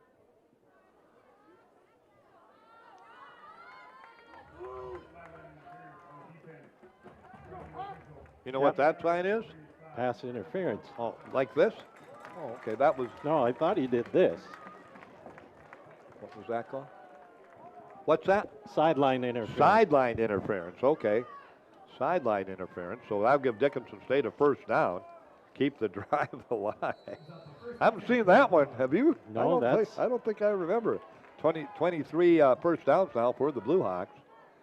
Back to pass is White. He's looking on the far sideline. He's got Fry wide open, but it's just overthrown, and the pass goes incomplete. So to bring up a 2nd down and 10 with 2:06 remaining in play. Bodecker down there, moving around a little bit better now, but still kind of favoring that shoulder area. So Aaron White getting some work today, a couple of series. Well, last week down at Black Hills State, he had a couple of touchdown passes. He had a good game, and he was 12 of 16, 2 touchdown passes, over 100 yards passing. He's got some of the skills that Bodecker does. He drops back, fires it across the middle. Nice catch that time by Sickler. He breaks one tackle at the 42, dives forward to about the 39. They'll put it back at the 40, so that will be a pickup of about 8 on the reception. So an 8-yard reception on the play. And again, quickly going to work on 3rd down and 2 is Dickinson State. They get Tiger Fry at the 35-yard line, and that'll go as a pickup on the play of 6 to Fry. So Dickinson State picks up their 24th first down of the football game and keeps the drive going with a 1:44. But again, time not on their side. They need a score, and they need it in a hurry. Again, they get it out to Kuntz, but a little bit too far for Kuntz, and it goes incomplete. So an incompletion. First incompletion in this series for White. So to bring up a 2nd down and 10 for Dickinson State. A 1:38 remaining to play on the CHI St. Alexius Health scoreboard. Again, White out of the shotgun this time. 42-30, Montana Western in the lead. There's a handoff up the middle. Lundgren didn't fool anybody. They get back to the line of scrimmage, and that is it, trying to run that draw, and it didn't fool anybody. The Blue Hawks again this afternoon have rushed for 85 yards in the football game. We're under 100 rushing last week, under 100 again this week. Back to pass. They get it out to Kuntz, and Kuntz is going to field it at the 35, but he's going to be driven down, and there'll be, I don't even think, a gain or a loss on the play, so it's a completion for nothing. So it'll bring up a 4th down and 10, and Dickinson State will take their final timeout with a 1:11 remaining on the CHI St. Alexius South scoreboard. Montana Western leading Dickinson State 42-30. We'll be back in 30 seconds. Finding the right mortgage company can be a little puzzling. At ENG Lending, we make it easy by finding the right program that fits perfectly. From VA loans for our veterans to first-time home buyers, refinancing and debt consolidation. Piece by piece, we pay close attention to every detail so that every piece of the puzzle falls right into place. ENG Lending. It all comes together. Call 456-LOAN right now. Like strapped to his belt buckle almost down there, but we'll take a look. 4th and 10 for the Blue Hawks with 1:11 remaining to play. White will try to get the 10-yarder. They have to get to the 25 of Montana Western, down by a dozen, 42-30. White again, in place of the injured Drew Bodecker, got pressure. He scrambles. He's looking. He's hit. He's going to go down. He couldn't get the pass off as he's going to be buried back there by Kay Setho. Kay Setho came up with the hit. That'll be a loss of 6 on the play, and that will put an end to any hopes Dickinson State had of trying to get back into this ball game. Montana Western, with no timeouts, can take 2 snaps, and the football game will be in the books. So Montana Western, well, give them credit. They came in, got down 23-7 in the first quarter, trailed 30-21 at halftime, came out and basically dominated the game offensively and defensively in the second half as they score 21 points and give up no points. They will go to 2-1. Dickinson State will go to 0-2, and both these teams will get back in the conference play. For the Hawks now, it's conference play. Their next 8 games will all be conference play, but your final score will read 42-30. Montana Western will come away with the victory over Dickinson State University. And, of course, we've got a bit to go here before that, but a lot of turnovers. Montana Western 5. Dickinson State had 4. The Hawks 2 fumbles, 2 INTs. Montana Western 2 fumbles, 3 INTs. So 9 turnovers in this ball game, 72 points, and a lot of yards by both teams. One more snap, and there's going to be your final score. Montana Western, and they brought a lot of fans. They got a great representation below us to our right, and they're pretty happy about this. Weren't very happy at halftime, down by 9, but came out and dominated the second half as Montana Western makes it again a victory over Dickinson State. They now increase their series lead to 5-1 over the Blue Hawks, and of course next year they'll meet again, but out in Dillon, Montana. But your final score on the CHI St. Alexius South scoreboard: Montana Western 42, Dickinson State 30. We'll come back, our post-game show right around the corner on KDIX, KLTZ Glasgow, and Consolidated.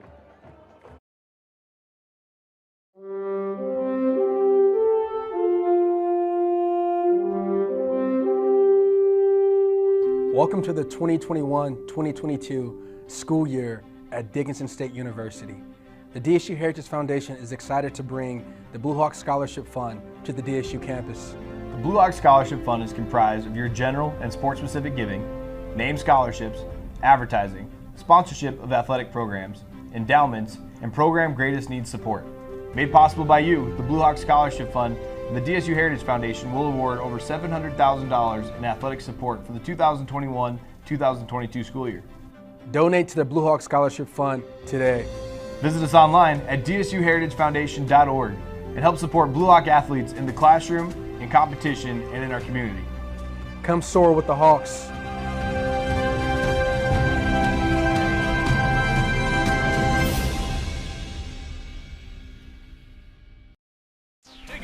The 811 game.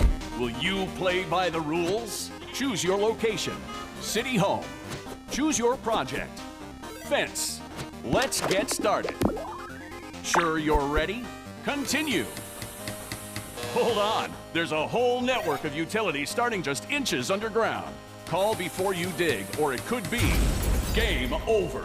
Stay on top of your game. Call 811 or visit nd1call.com. Favorite thing about my street? My co-op. It isn't just about electricity. It's about power. The power of information. About safety, efficiency, Technology. I am the co-op. I am the co-op. and the co-op is me.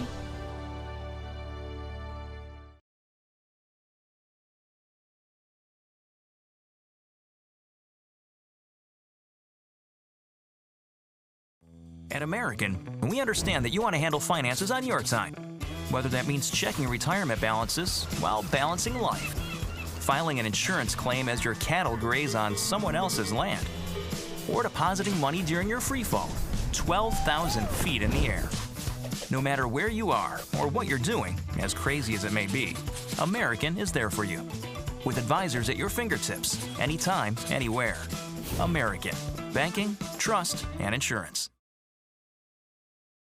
The Hub in North Dickinson is more than your ordinary convenience store. From Godfather's Pizza and the Hub Cafe to gourmet coffee, tea, and more. Stop by early for breakfast or grab something to go. We carry a variety of donuts that we make fresh every day. If your vehicle is dirty, we now have a state-of-the-art car wash at both locations. Stop in and see what we have to offer at the Hub located on North Highway 22 or the Hub West Dakota Oil on East Villard in Dickinson. We're changing the way people think about the convenience store industry.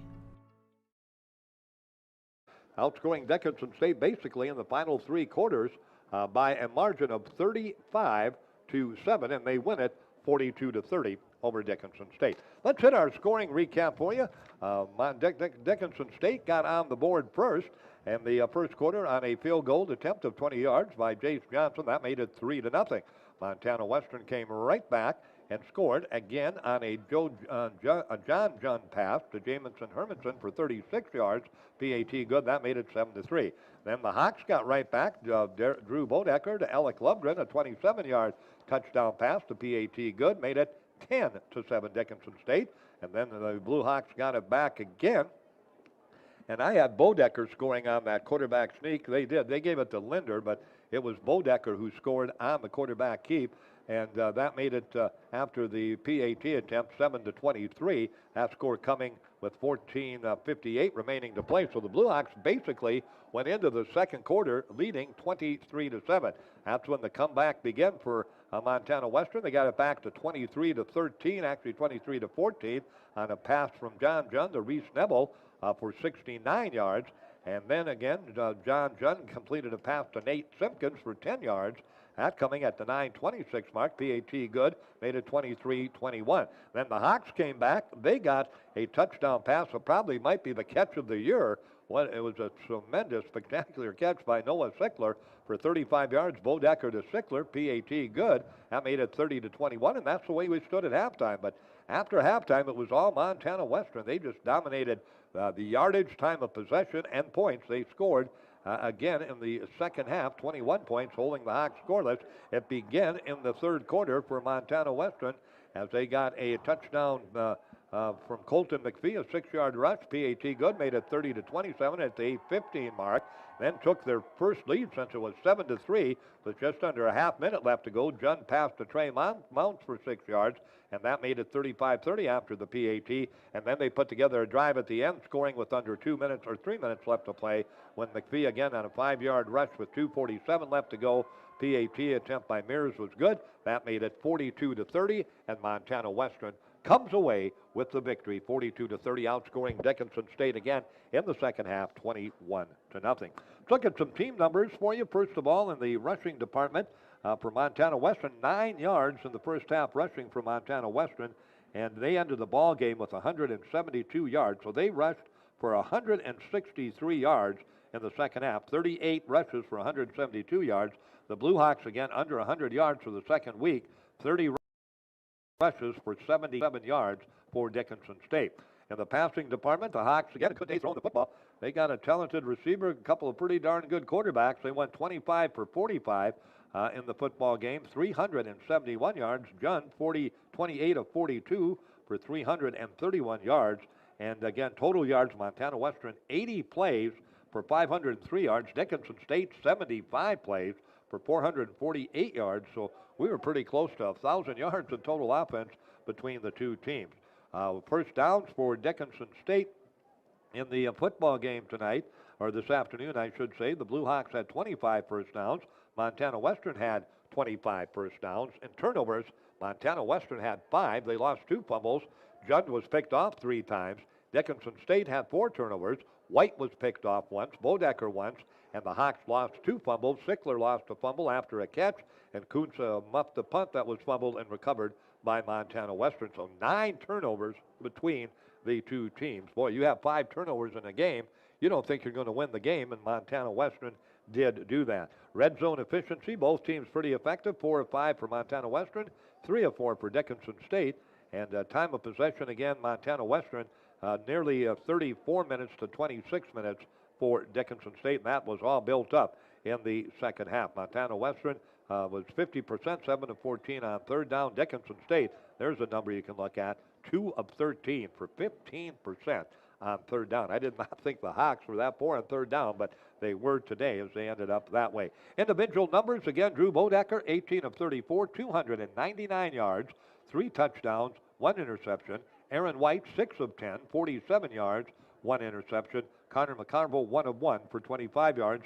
John Junn, 28 of 42, 331, 4 touchdowns and 3 interceptions. Reese Neville, while averaging 123 coming in, the Hawks held him to just a total in the football game of 92, about 40 below his average, but he had only 5 yards at halftime, so he had 87 yards rushing in the second half. He led the way in the rushing department. Trey Mounts had that one big reverse for 50 yards. For Dickinson State, Jim, you were right. Drew Bodecker was the leading rusher. 8 carries. Oh, nope, let's check it. Riley Linder, 13 for 39, and Bodecker, 8 for 28. Lovgren, 6 for 12 in the football game. Again, pretty impressive numbers receiving. Connor McCarville, 5 for 105. Alec Lovgren, 4 for 80. Noah Sickler, 5 for 66. Tiger Fry, 7 for 83. Caden Kuntz, 2 for 17.